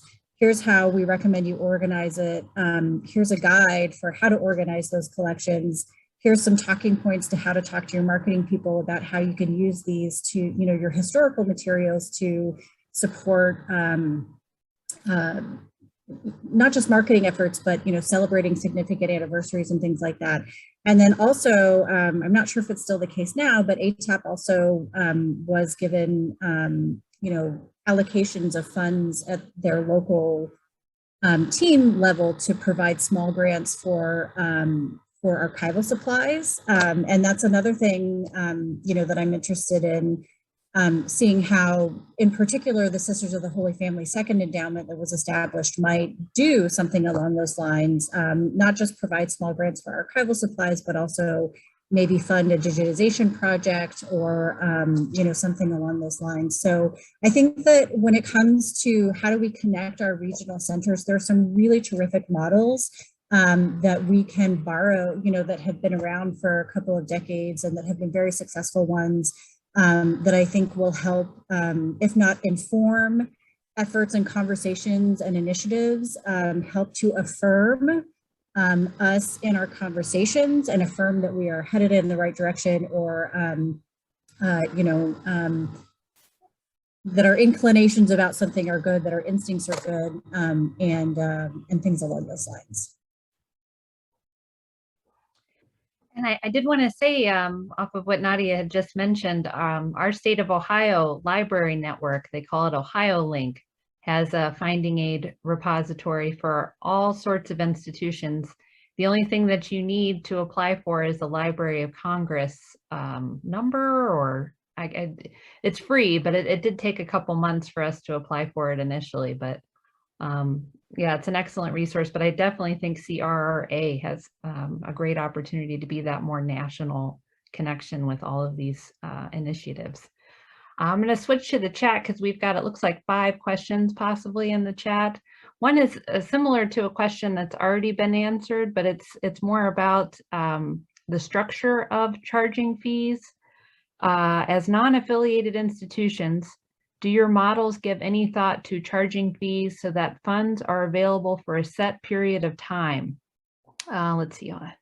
I know the Montreal Area Communities Collaborative effort, it's hard to scroll on this thing, is able to, they're set up for 100 years. So that they're really planning like a long-term endowment with their funding. So is there that kind of long range planning in mind with the respective initiatives we've talked about today? Well, obviously you want something that's sustainable, and I think, and the endowment will do it. So I'm thinking that that's another reason why the collaborative, I think, is really, really important. So that that maybe as we are moving forward and we're looking at how we connect through these portals, that there may be a way that under this virtual roof, that support is also available, so that these entities, you know, there's talk out there saying, well, why don't you just create one space for everybody? But I think the tube is already out of toothpaste, and that would be an enormous space. So it's basically, how do we look at this creatively and look at a virtual roof where we all fall under in maybe some sort of a structure, should that be, you know, where we head. But as Nadia said, there's a lot of models we can look at, but clearly you want an endowment that can take this in perpetuity, because it's going to keep, there's going to always be something added to it. Religious life in places is obviously coming to fulfillment, but there's also something that's being reborn. So, you know, this is important, that this is a space that's going to be ongoing. Yeah. Would any of the other initiative presenters want to respond? I think Susan did it very well. I think that's part of the endowment, but also looking at how do we network together, because as congregations, we'll need to be in the Kennedy directory in some way. So we'll have to have some way of being in that directory, so that we can continue to get funding, because some granting places will not fund if you're not in the Kennedy directory, the official Catholic directory of the Catholic Church of the United States. So that's another thing. It may be down the way that there is a collective juridic person recognizing the Catholicity of the organizations in some way. Right now we are being sponsored by, graciously sponsored by the Sisters of the Holy Cross, but that is not what we want to do long term. That is just to get started, so that we could be under their jurisdiction at this point. So those are some questions about sustainability, and continuing to network will be a way of doing that. But we have to look to the future, that, as Susan said, religious life is continuing. It may just look a little different. And congregations are they are alive, and archives are growing until the last sister or last member is buried. So it's not like it's going to happen. We may dwindle down to a few sisters or members, but it's going to go on for a while. We're not talking about totally closing up shop in 5 years. So archives will continue to grow in that next years. Mm-hmm. And I think our next comment really is a great segue to that previous question, because Holly with the Franciscans in the Denver area said that she would like to see a collaborative digital repository. Many universities create regional shared digital repositories similar to, or an expansion on, the concept of CRRA, which is Catholic Research Resource Alliance, if you're not familiar with the term. It's a group, I believe, that started out of Notre Dame, but their concept is to be a hub for Catholic records in the United States. They have what they call the Catholic Portal that connects you to finding aids, digital collections. It's also where we publish our Women Religious Directory that ACWR puts together every year. So that's just an example of some of the things that CRRA is doing currently. Let's see. Well, this is a long one, so this might take me a bit of time to scroll back and forth. But for the university groups, Nadia mentioned unrestricted access as appropriate. What parameters do communities have with regards to limits? Will there be time-based restrictions like on individual member records, or other records that need to be kept but should be restricted for many years, like legal settlements?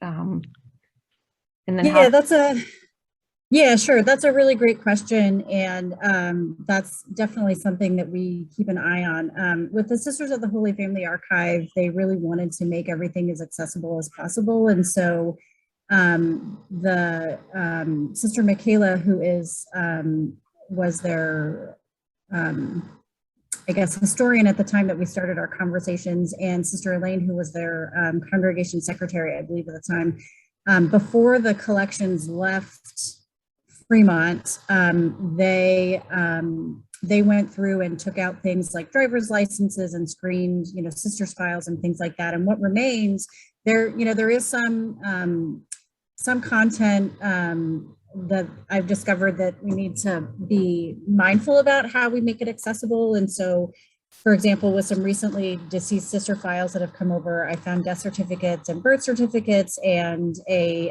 citation for trespassing, probably during a protest event. But, we're conscious that there are things that are sensitive in that. And I think they took pains to go through and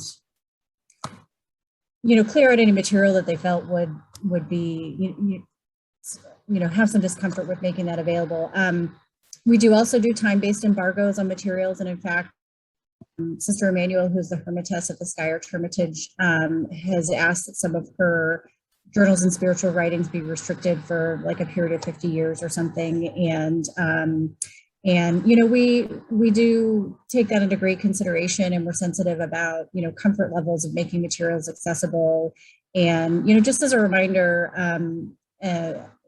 open access doesn't mean, and I think I said this, that we, let people run rampant down on the stacks. We have these conversations with them, and generally, most of the time people are really earnestly seeking to, do research for publication or for personal, personal interests. A lot of times there are genealogy, people doing family genealogy who want to find out more about their relatives and things like that. But yeah, we do, ideally we want to be able to make everything accessible, but are aware that there are times that that's not really appropriate, or that we need to be very thoughtful about how we make materials accessible, especially if it's felt that, there's some sensitive material. There's some things that are very clear cut in terms of federal or state guidelines, like medical records or, a lot of what came with Sisters of the Holy Family, in fact, are like grade records from schools that they ran and have since closed that really constitute permanent records that have some value, but we just follow, whatever state or federal guidelines are related to those kinds of things. Mm-hmm. Yeah, so that's always a part of the conversation, and you always have that option to make those kinds of, designations or, yeah. I believe this is a follow-up question from that same person. How would communities access their collection after they've donated them to the archive? Yeah, for us, so we do that through our regular reference, services. We have a departmental email that we, field queries for. Sometimes Sister Michaela will contact me or others in the department directly, and we can pull that stuff, usually in a pretty timely fashion. I think our usual turnaround time is like 7 to 10 business days. Usually we can do it, sooner than that. And then of course, with the, pandemic, we've increased our scanning services so that we're willing to commit more time and effort into scanning higher volumes of material to make that accessible. And then, and the other thing that I'll mention as well is that, where it's appropriate to do so, we will digitize content and make it available online. So in January, we're going to send out the SHF congregation newsletters to a vendor to have them scan everything, and then at the end of the project, they'll deliver a complete digital collection in our digital repository that we can make immediately available. And so that's another really great way to make stuff accessible. And with newsletters that have very consistent formats and page sizes and everything, those are really kind of the low-hanging fruit in that regard. I just want to follow up a little bit of what Nadia said. We are planning on being able to access, so an archivist would have from a congregation would have the ability to come into the collection, into that specific collection, to research or to get information specifically. Because we are collaborative, each of those will be able to do that. There'll be a process for that. And there'll also be a process for how the collection is brought into the collaborative. And there'll be policies written for that and who has the actual ownership of those. And that will be over time and how that is developed. And we're working on those. I think Jennifer mentioned that a little bit. But we are looking at it for both and. If you don't have an archivist that can physically come to the archive and has been cleared for your files. And we will have some files that will be considered non-researchable. And any congregation can make those decisions when the collection comes in. Mm-hmm. So if there's some files that we don't want to have, that'll be at the discretion of each congregation. So that the one thing is that some of their files has to be researchable. You can't just say, I want this there and no researchability. But for personnel files or sisters' personal files or something else, that financial files that we may not want out there that need to be kept, that will be at the discretion of each congregation. Thank you, Sister. We just had a comment about the AASLH STEPS program, which is the American Association of State and Local History. They have charts and also steps within the STEPS program that you can look at as an organization and see where you rank and all different facets.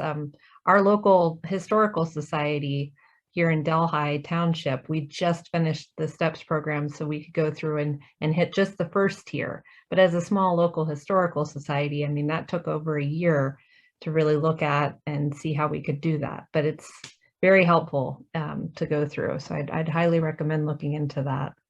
And then we have a question, can the panelists speak a little to how organized the collections of the participating groups need to be before you would accept them? I remember Jennifer spoke to this a bit, but it'd be helpful to hear from everyone if you can. Thanks. I know in our project, we've been trying to work on in having those conversations with the archivists and trying to assess, first of all, what shape the collections are in now, finding aids. You know, as I said, you saw some of the things on the surveys. So I think we're developing that process now. And we are in the process of going to work with a congregation who needs to move their collection now and needs some help. So there may be this need for groups to go in and help a group to organize their collection to get it into a certain format so that it is movable and somebody going into it would at least know what's in a box and, you know, have some sort of a finding aid. So we're in the process of working on that now. Yeah, one of the things we're asking for is, you know, at the minimum, it needs to be, we need a box and file information. So, you know, it doesn't have to be an archival box. It doesn't have to be an archival folder, but we need some type of box and folder list so we know what's in each folder. You know, then we go a little further and it'll be really nice if you could also give us an Excel spreadsheet with that information and include a notes field and tell us a little more detail about what's in there. Several of the archivists that are on the board of directors have indicated a willingness to help some of these congregations that are coming in that may not have a professional staff to work with them to help get things in order. But yeah, our minimum is there must be some type of file structure to this information. You know, you can't just hand us 10 cardboard boxes and say, here's our archives.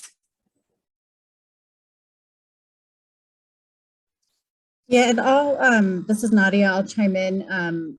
Sisters of the Holy Family, oh, and Veronica, I'm sorry, I meant to send that message to the whole group. But anyway, Sisters of the Holy Family had already done a good, considerable amount of work to organize their collections. They had hired a part-time archivist to come in and assist Sister Michaela with those activities.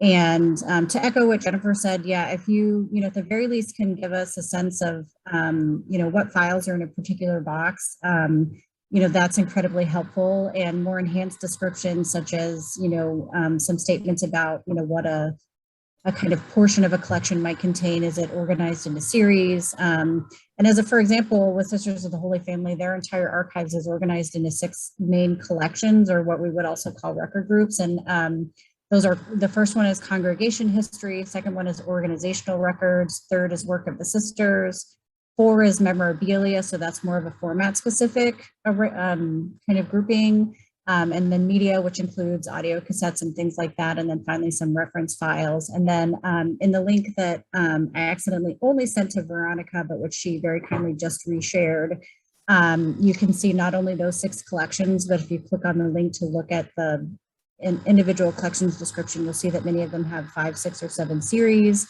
And so, the main thing is that their records are organized by kind. So that really helps to have some kind of structure. And then in terms of just descriptive information, the archival approach is to describe materials collectively. So if you can at least sort of give a sense of the bird's eye view of like, what are the scope of our archives? How would we group them?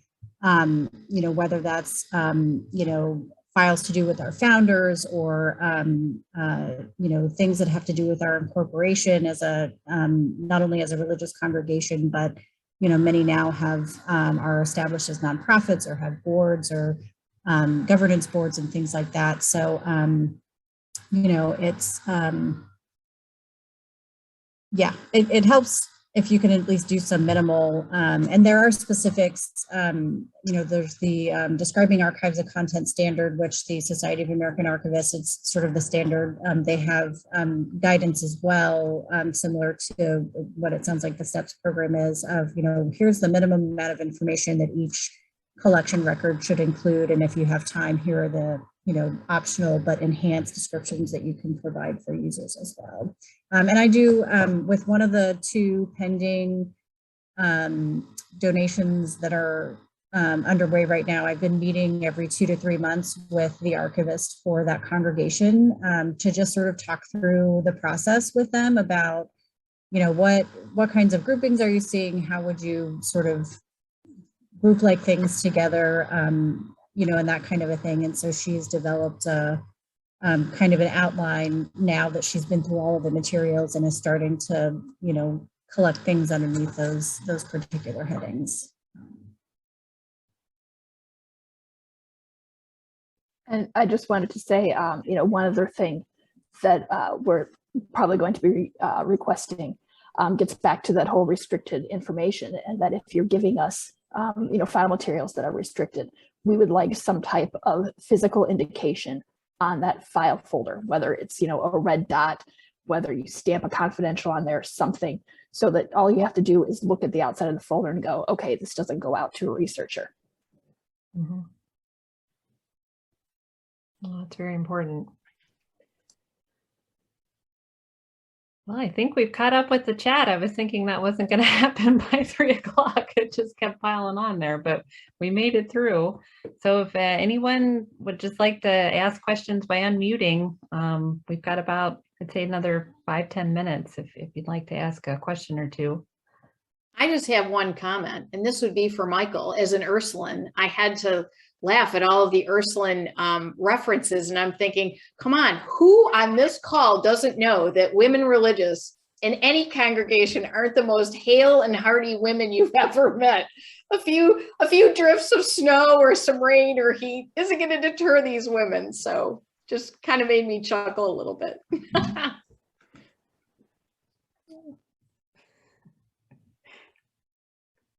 Oh.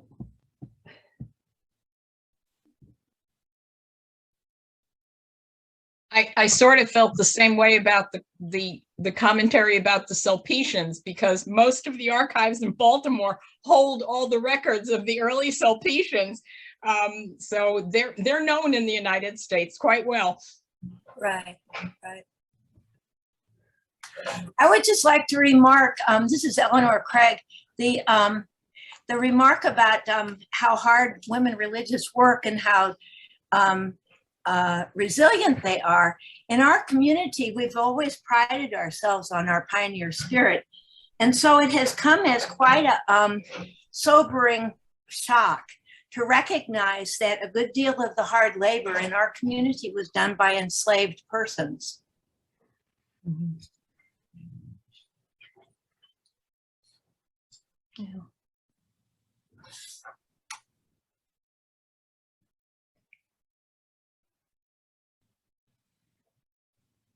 I have to say in all of this too, what gives me hope are all of the younger people coming up, or all of you who, the lay archivists that are a part of this organization, and all the work that you do in being a part and walking step for step with us in this journey, you know, with the vowed religious in this group. So I'm so heartened by that, and know that the story is going to continue because of the diligence that you all show and the care that you have to tell the story. And I just want to say that Eleanor's comment about the implications of some of the unsavory pieces of our past also gives us the opportunity to also show how to face those things and grow from it, not hide them, not cancel them, not ignore them, deal with them, move on, do better. I think, you know, as hard as it is, it's yet another opportunity for education and for really being pioneers of a new way of doing things, which is to face things honestly, forthrightly, and show how we can all be better by facing the truth and going forward together, united, not to be afraid. Mm-hmm. And so we continue. I mean, religious life continues, and the culture and the values are powerful, and they continue, whether it's us or whoever. We're here now, not going anywhere for a long time. I just want to comment that the sisters are not slaves, but the sisterhoods worked for very low wages. Let's face it, because of the community life structure that we had. Perhaps this should also, you know, this is one of the reasons why sisters were effective in building up this country, because they did it at very low cost to the public.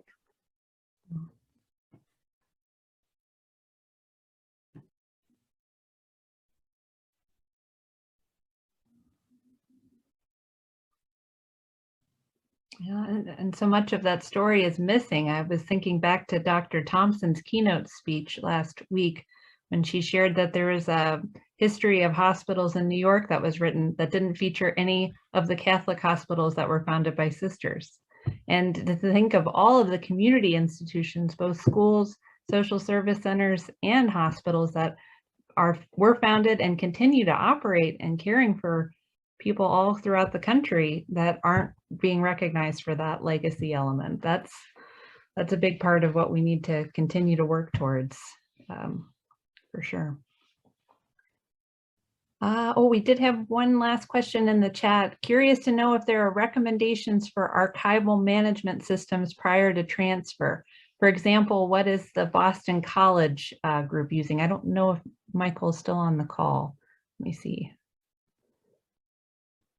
I don't think Michael's with us at this point. So if anyone could talk to about archival standards that they're recommending. I think it's a great need. I wish there were. I've heard some people say, I think someone mentioned, might have been Jennifer, an Excel sheet is kind of basic, but there is no standardized content management system that everybody's using. It would be wonderful if there were, but there's just not that. And it would certainly make life a lot easier if we could use the same content management system, have a similar template for finding aids, have a similar template even for a basic structure, a basic schema. I just don't know if that's possible.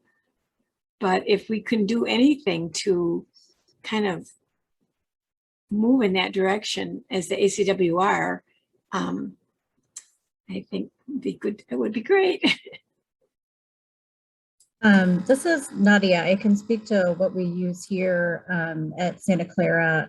We utilize both the integrated library system, which is our our public-facing cataloging system for our book collections, and but those bibliographic records are very flat, and archival collections tend to be very complex and hierarchical, and so it can be done. You can use bibliographic records. You can kind of shoehorn them and structure them and add particular fields in a way that kind of help connect all of that. But ArchiveSpace is an open source tool that's freely available. It does have some technical, like I personally, I don't think I could download it onto a local machine and figure out how to make it work. We use a third-party company to do that. But anyway, that's one platform that I think has come up in the last decade or so that is pretty widely used across archival institutions, but can be sometimes as complex as trying to use our library cataloging system. Sisters of the Holy Family used a product called Past Perfect. That I think started out of the museum community, but also includes modules for archival description, as well as for describing digitized content. And I forget what the fourth, and then there's a museum module. I think there's a fourth one, and I can't remember what it is. But they, and that one you can use, just locally within your own congregation. I believe that they do also have a means by which you could publish your finding aids and any digital content that you used. But I would echo, like, if you can at least do a spreadsheet or even a Word document with, tables in it, although when you're using Word documents and tables over 100 pages, it slows down the loading of the document. But yeah, I think it's possible that the Theater Archive Project Archives Guide would be a good model. I also mentioned the Describing Archives, a content standard, which is freely available on the Society of American Archivists, has some guidelines for, minimal records creation.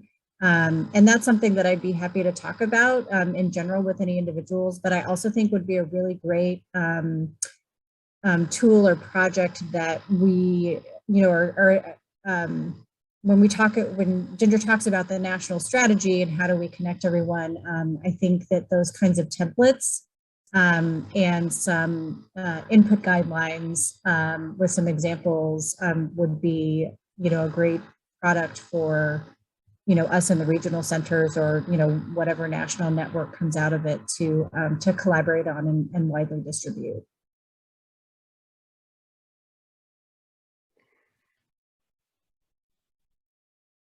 Well, thanks so much to everyone who was able to join us today. I was just really looking forward to this session the most, because as someone asked the question, and then Nadia had just mentioned these regional collaborative groups that we could create some kind of a network hub. I think having a collaborative session was really kind of the first inroads into that idea. So I look forward to seeing what takes off from here with all of the initiatives.